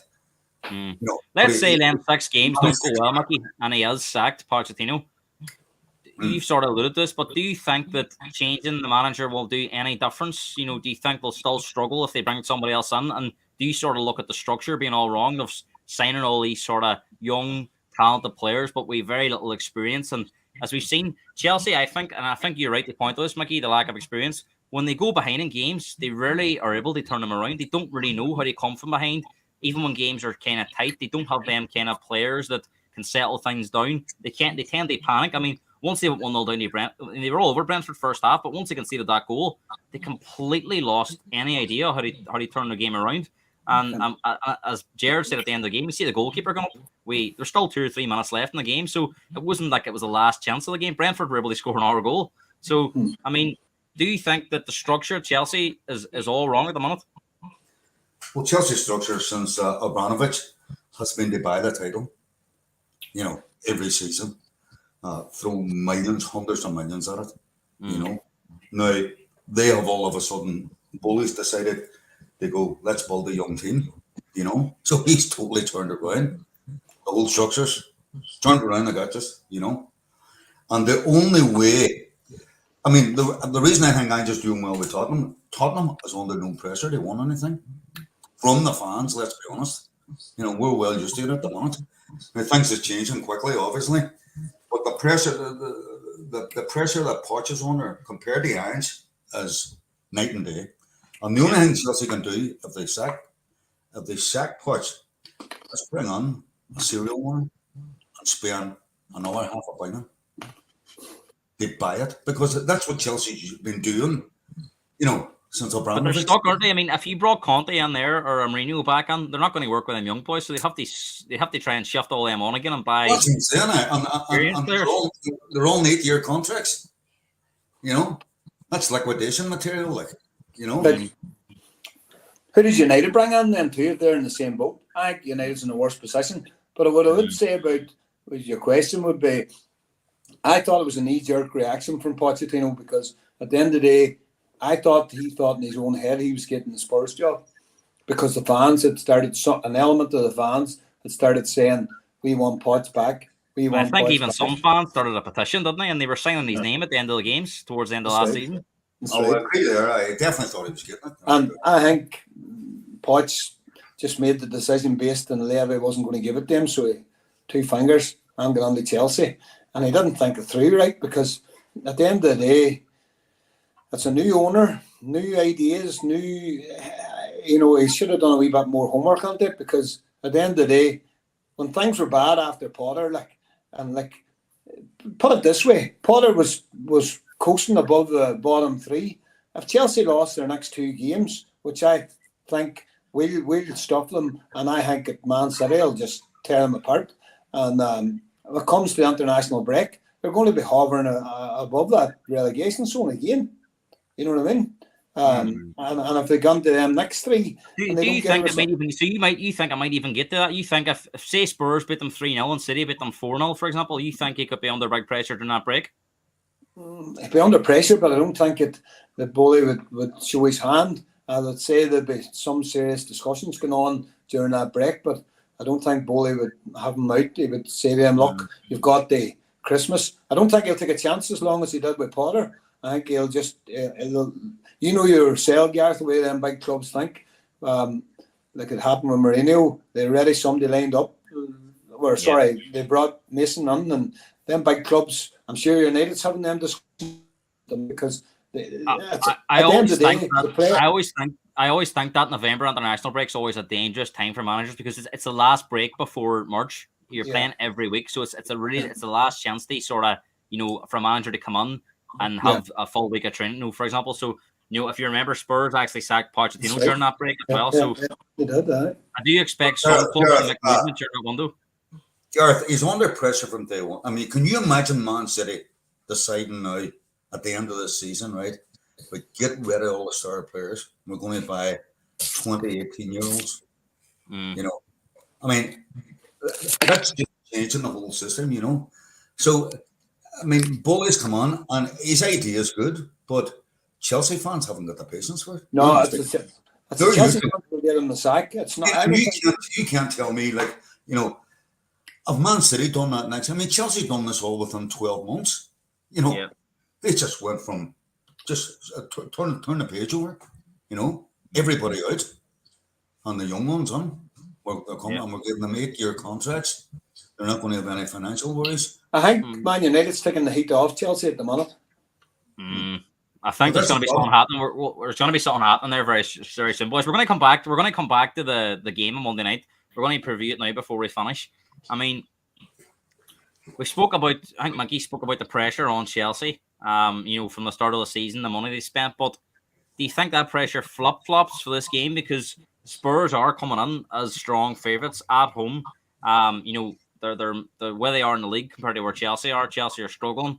I mean, ours are. Is all the pressure on Spurs on Monday night, Jared? Because and will that help Chelsea for this game? Because that they're going as underdogs. I think there's a certain element of pressure on Spurs, right? They won the game. But at the end of the day, Ange will just keep them the way they are, playing the way they're playing, do what they're doing, and just keep going with it. And like if it's a draw, it's a draw. Like at the end of the day, it's a London derby. That's the thing that the London teams probably over the last while have struggled, the amount of London clubs that's in that Premier League. Like Man City has to be up for Man City Liverpool. Man City, Man United. We have the London derbies is a far harder match because the teams are up for it. But at the end of the day, the way we are on paper now, we should be too strong for Chelsea, and it would be a shock. I would put it down as a shock if we didn't turn up on Monday night and play the way we played all season. And if we play the way we played all season, we won the game hands down. I mean, Mickey, what about you? I mean, do you see this being a test for Spurs because they are coming on as strong favourites? Most pundits, most rival fans are expecting Spurs to win this game. And in a way, do you think that might help Chelsea? That Chelsea are under all sorts of pressure when they play like Brentford and they lost the Nottingham Forest at home. Whereas when they've played Arsenal, they drew 2 each. They were 2-0 up. When they played Liverpool, they drew 1 each, and they could have won that game. So they've done quite well in games where they've maybe not as much pressure on. So, I mean, do you expect this to be a difficult game and the pressure to be on Spurs? I think it'll suit Chelsea, definitely. But I don't think Spurs are under pressure, any pressure. I mean, and I think that's the beauty about it. And that's why they're going to play well. They're full of confidence. Ange will send them out there and say, keep playing your game. If you're 3-0 down, keep at it. So the pressure they ease off Spurs. They're going to lose sometime. And if they lose by trying they won it, happy days. Chelsea, to be fair, will probably play better. 2 attacking sides. I mean, to be fair, Chelsea were struggling against 10 men. The Spurs struggle against 10 men behind the ball too, I mean, it's you're never going to go to... nobody's going to have a hard game or an easy game against Crystal Palace. I think they've only lost 2 home games. Even at 2-0 down, they didn't want to come out. No, you see, that's a problem. So, and these teams are difficult to play against, whereas I think it'll be a high-scoring game. Do you expect Spurs to start fast and sense that naivety in Chelsea and that vulnerability that they'll try and blow them away early on? Well, I mean, I'm hoping Chelsea try to keep passing out from the back, anyway, That's one area I want to point on that Mickey's brought up because I think this season Spurs' front three have pressed really, really well. I mean, if you remember that first goal against Palace, it all started with Maddison nearly nicking the ball off the goalkeeper. And Chelsea have looked a wee bit vulnerable, especially the goalkeeper. He looks all over the show at the back. They give away that goal against Arsenal to change the game. I mean, do you think Spurs will come out? The fans, obviously, will be really up for it. The atmosphere will be incredible. I mean, do you expect Spurs to try and come out, start fast, get an early goal, and try and blow Chelsea away in the first half? Definitely. That's the way Poch would have played against us, and that's the way he'll come to the White Hart Lane too to do the same. And he might get a reaction. This will be a test for Poch because this is either going to find out if the players are with him, if he gets a reaction out of them, that this is his old club. 1, 2, that he wants to beat them. 3, kickstart their season, and they show that they beat the league leaders. And Poch is going to have that team upward. Where Ange is going to just keep them boys a wee bit controlled and just play your normal game. I don't know about... We'll probably start... It's a London derby. It'll be hard to say. Maybe Poch could do what we done when we went to the Bridge and we had won that match against Chelsea and kicked Chelsea off the park because Chelsea railed us. maybe Poch has learned from that and say, right, let's get at these boys and fucking get laid under them. You don't know, Gareth, but at the end of the day, I just think where I see us winning the game is defensively we're strong. Chelsea can't say that. They haven't got a continuous back four. Up front, young boy Jackson's out of his depth. We have Son, and look at Son's done. Kane left, everything was put on Son, and Son's thrived on it. And it's actually, and we know that, that Son can do it because he done it when Kane had that injury, and he scored them 8 goals when Kane was out. And at the end of the day, Maddison plays in that hole. The midfield's tight. Sarr does a lot of mopping up too, along with Basuma. I thought Basuma, since the booking has dropped off his game a wee bit, you could see him being a wee bit more elaborate. The last couple of games that he did play, and he wasn't as elaborate going forward. The only thing I would fear is Ndoggy not being fit and us playing, well, who do you play there? Who do you play? Orange Spurs fan, he's saying he thinks Spurs will go at it from the start, but I can see this Poch side turning up and giving us a hard game. He thinks Chelsea will be up for it as well. I mean, Jared, it's probably the first time in Ange's time at Spurs where he's probably got a few decisions to make. Udogie, we're not sure if he's going to be fit. So, will he play Emerson Royale or risk Udogie if he's not 100%? Does he risk and play him? Because we did struggle a wee bit on that left side in the first half. Bentoncourt's come back. Does he bring him on? Does he bring him on? Basuma was a wee bit off it against Palace, and Højbjerg come on, did a good job. Does he play him? And then there's always the argument that Johnson come on, and I thought Johnson changed the game against Palace. Does he bring him on for Richarlison? So where do you see the match being won and lost? And I want you to focus on them key points for the team news. What do you think the team? Do you think he'll bring Højbjerg on or Johnson on? Do you expect any changes? No, I think he'll stick with the same team. If it was me, I would bring Johnson on, but I think he'll stick with the same team. He'll not play Ben Davis. He'll play either Ndoggy or Emerson Royal on defensively, because he'll not want to upset it too much. They're playing all right, but he'll not be scared, as you know, Gareth, to make a change. If it's not working, if things are not working right, Big Ange will change it. There's one sure thing that he will do. Johnson, in a way, is probably more useful off the bench. He can be a game changer.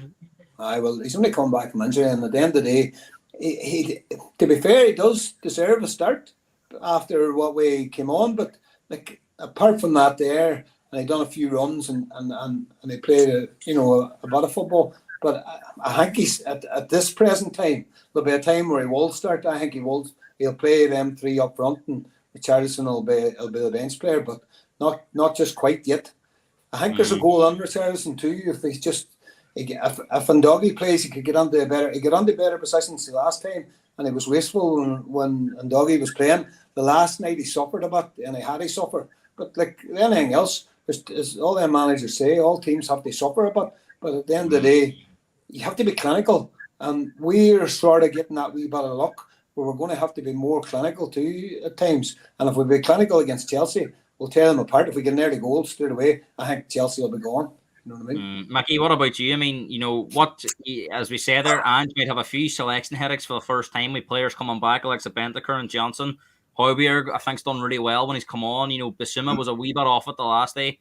Apart from that, he's been excellent. And then he's also got that, headache at left back. If Udogie's not 100%, does he risk him or does he bring Morel in? What way would you go? And, where do you see the key elements of the game being won and lost? Well, I've a wild funny feeling he's going to start Bentancur. No, Basuma could be out in Bentancur on, I've just a funny feeling that he's going to use him. And he may put Højbjerg, on there. I think he's going to go slightly. He look at the game for a half an hour. I think I think it's going to be lost in the pressing. I need a left back. I would definitely play Royal. I wouldn't fancy Davis at left back, to be honest. Yeah. I think Royal done well against. Do you think Johnson will come on, or do you think he'll stick with Richarlison? No, I would stick with Richarlison. He's good at drawing players, and I think he's working hard behind the scenes. Not getting the goals, obviously, but you said Johnson's good to come off the bench. I mean, don't forget, it's going to be a 100-minute game too. Yeah. So There's a lot of options, and as you say, Jared, he'll change it. But I think if Spurs press and Madison drops deep also, you know, uh, I think they can catch him out. If Reece I mean, James, I think Poch will be praying that Reece James is fit. I think he said that he played against Blackburn there and he was knackered after 30 minutes, so I'm not sure he's ready for a game like this. That was last night. I don't know, but I mean, I would say he'll be hoping that they steady the ship at the back, you know. He'll have to do I something. mean, lads, Crazily, crazily, we're only 10 games in, but there's 14 points between Spurs and Chelsea already at this stage of the season. I mean, finally, lads, predictions for the game. I mean, do you think Spurs will, Jared, do you think Spurs will show the 14-point gap between the sides on Monday night? I mean, I think really, you know, Mickey was saying about being cautious. I think we have to go through caution to the one because Chelsea, they can't seem to come back when they concede the first goal. I mean, I think if Spurs get the first goal, they run out comfortable winners because I just don't think Chelsea have the experience or the confidence to come from behind in any game. Never mind doing it away at Spurs at the minute. And I think they could almost sort of crumble under the atmosphere. And that if we get that early goal, I think we could really turn them over and do a job on them. So I mean, are you expecting Spurs to extend that gap to 17 points?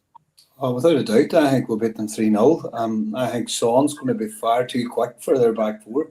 And the way that him and Madison links up together, if he does play Johnson and doesn't play Richarlison, I think the pace that we'll have up front will totally scare the life out of Chelsea, like, you know what I mean?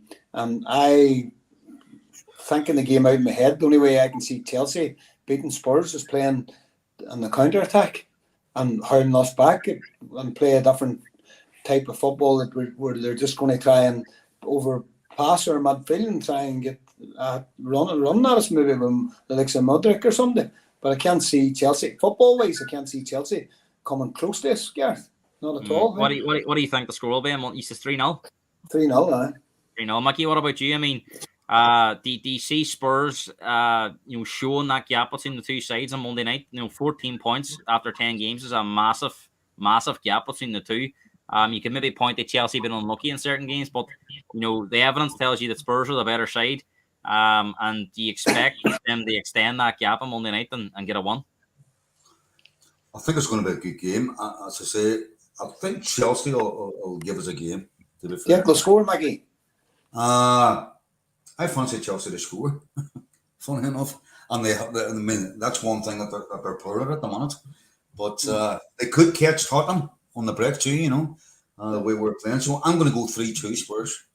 3-2. Arn saying 3-0 Spurs. Let me know in the chat there, anybody watching, what you think the predictions will be. Lads, before we go, I just want you to run through these games quite quickly. Just give me a home or away, or a home one or away one, or a draw for all the ones that are watching. They haven't spoke about their clubs too much tonight. Maybe focus on some of the games, the likes of United and Liverpool, because there's a few talking points about them. Maybe Arsenal. The rest of the games, the likes of your Brentfords, West Hams, we can just give quick predictions on them. Lads, Fulham, you mentioned them a few times there in the night, Jared. United's really struggling. A lot of reports about Ten Hag possibly has lost the dressing room already. I mean, when you've lost the players, any game's difficult. I mean, how do you see that going? 12:30 kickoff. Fulham will sense vulnerability.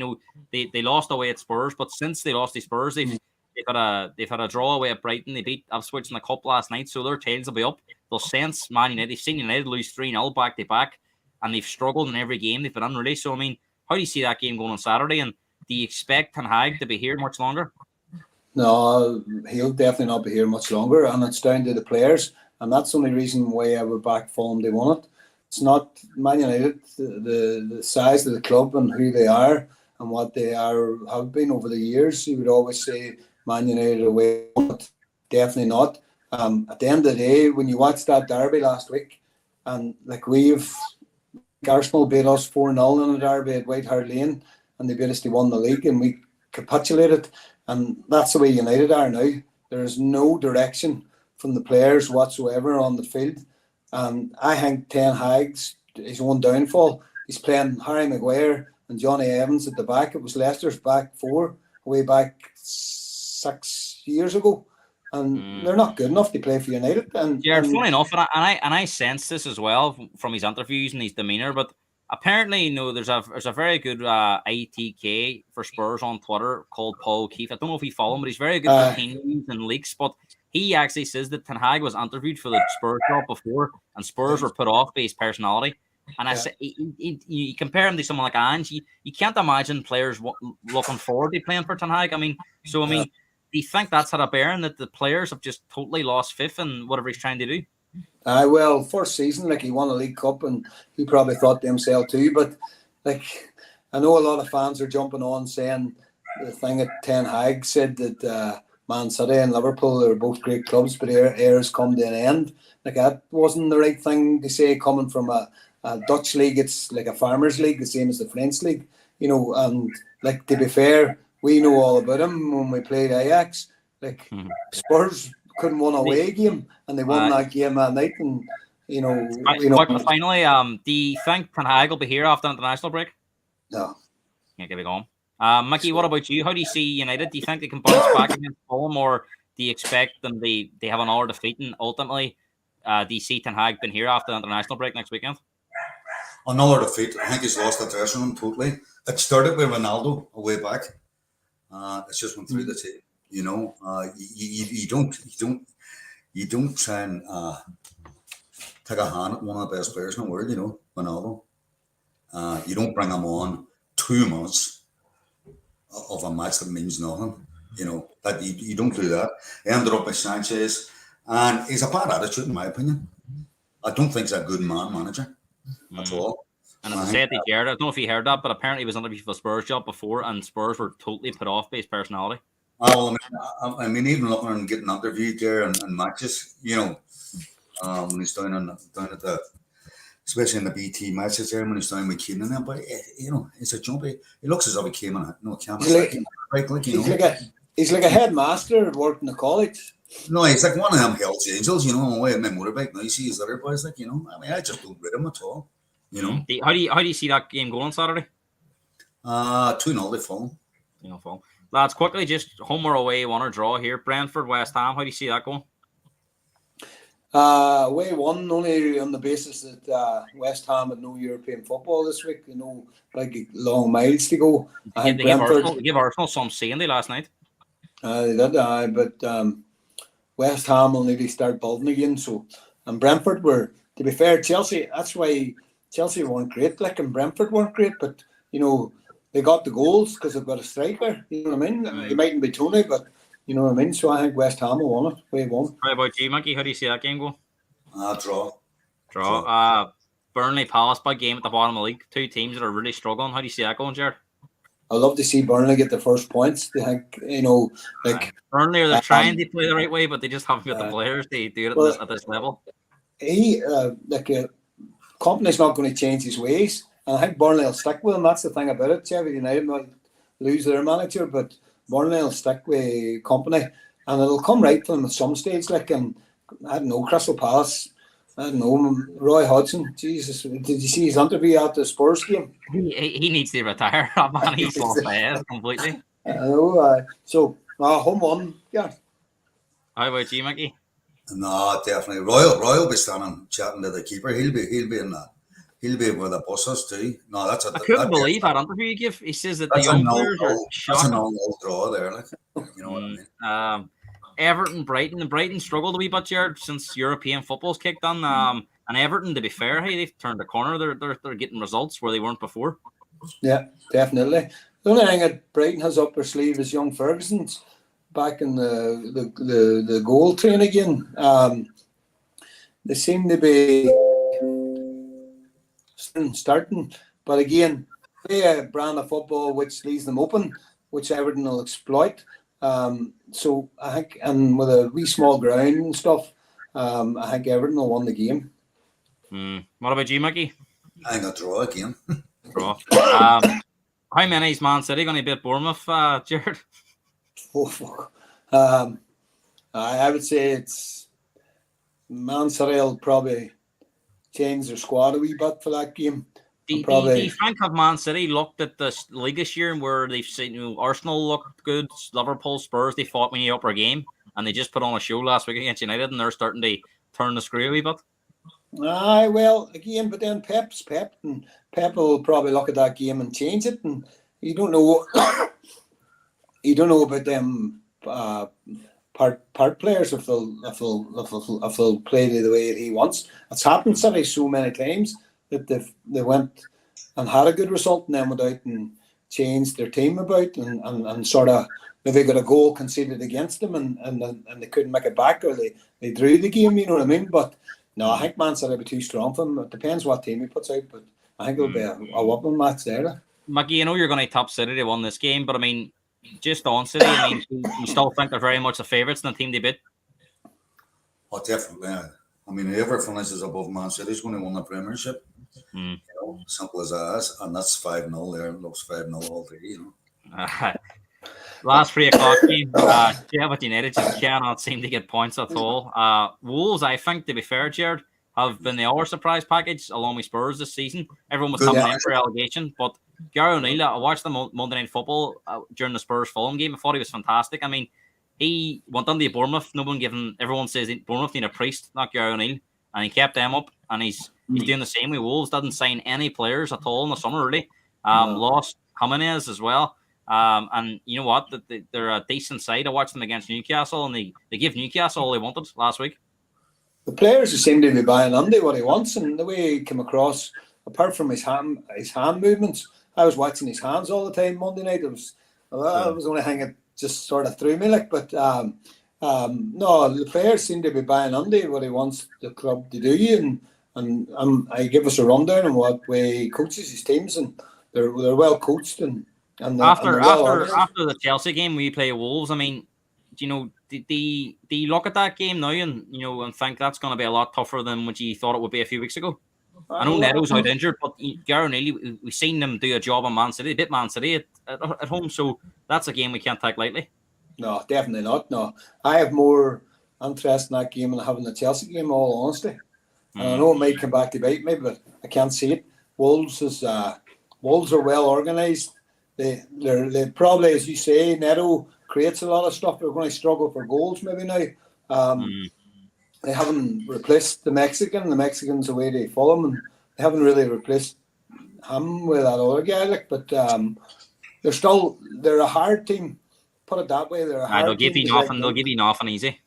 2 away ones then, lads. You think here? Yeah. Well, definitely Wolves away one, yeah, without doubt. Probably the other big game of the weekends. Newcastle against Arsenal at 5:30. Really, really good game. Looking forward to this one. I think Arsenal away from home this season, they're showing a wee bit of vulnerability. We've seen it away at Chelsea. It didn't really turn up in the first half. West Ham last night, they were well beat.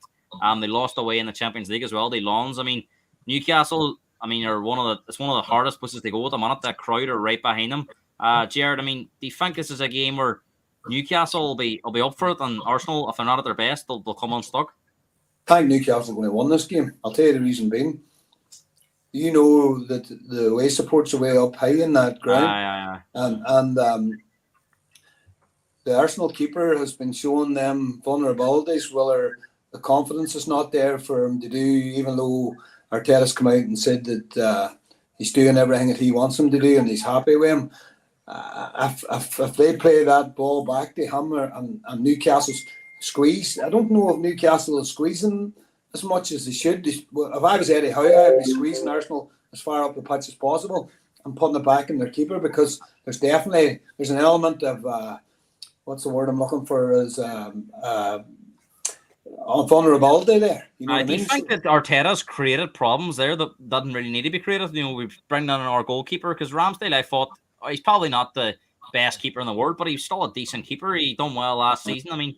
Even he's brought Ryan. He looks like he can't cope with the pressure. And even Ramsdale last night, his confidence is completely gone. He didn't look sure at all in that. So has he created a problem there? I definitely created a monster there. He shouldn't have done that. Like, at the end of the day, he'd been better letting it go, because he only trained with him. How long would he have trained with him? Maybe the likes of 6-8 weeks, and he threw him straight in and put Ramsdale out. That doesn't tell you too much confidence in Ramsdale. But you know yourself, that Newcastle crowd will be on top of him, so the pressure will be on him from the start.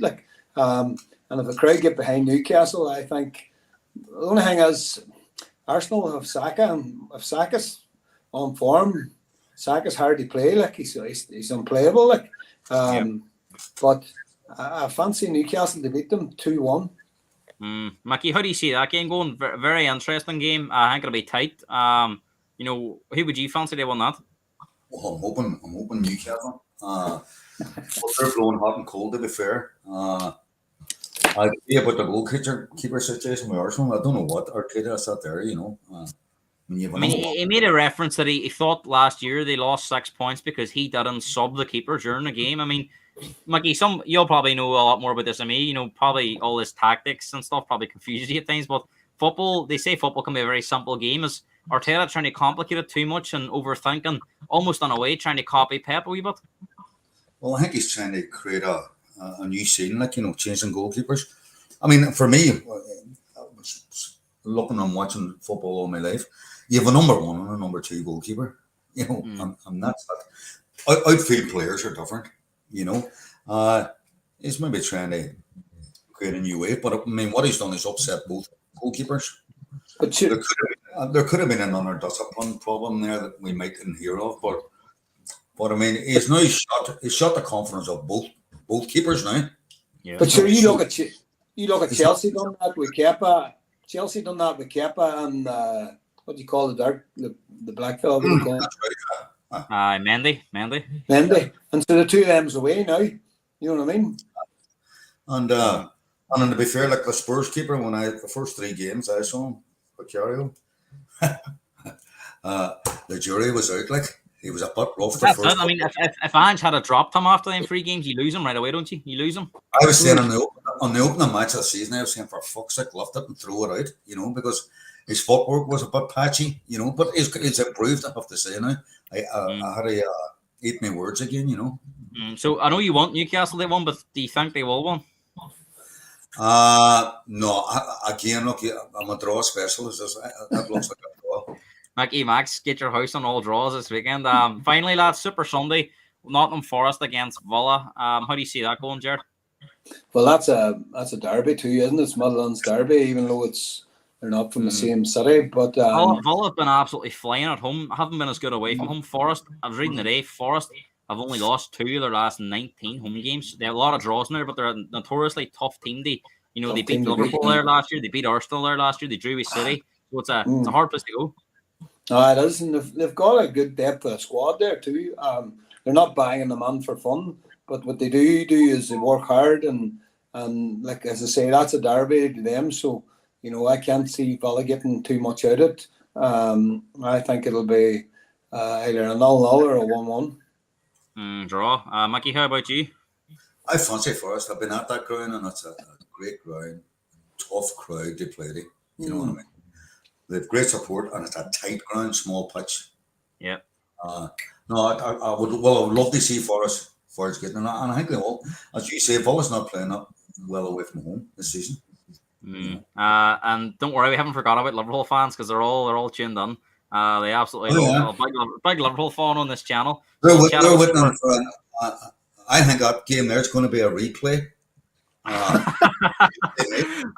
I mean, they love a lot of Liverpool fans tuning in, so we will speak about them for a few minutes before we finish. I mean, Liverpool seem to have definitely got back on the right track this season. They've changed that midfield around.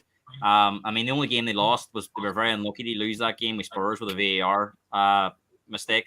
I mean, Luton, as we found out, if you don't take your chances early on, it can become a very sticky place. I mean, even the games they've lost, they've only been by 1 goal at home, so they do tend to make it difficult. As Mickey pointed out before us, this is an even tighter pitch. It's not the easiest place to play football on. And the Luton fans are loving the dream. They're going to be up for this game. So could this be a potential sticking point? If Liverpool don't get an early goal, Jared, could this be one of them ones that's it could be difficult? No, Liverpool's impressed me all season, I have to say. Even when they were playing us 11-11, they gave us a game and they were definitely, if not the better team for 10-15 minutes. They're definitely we've played Liverpool, Arsenal.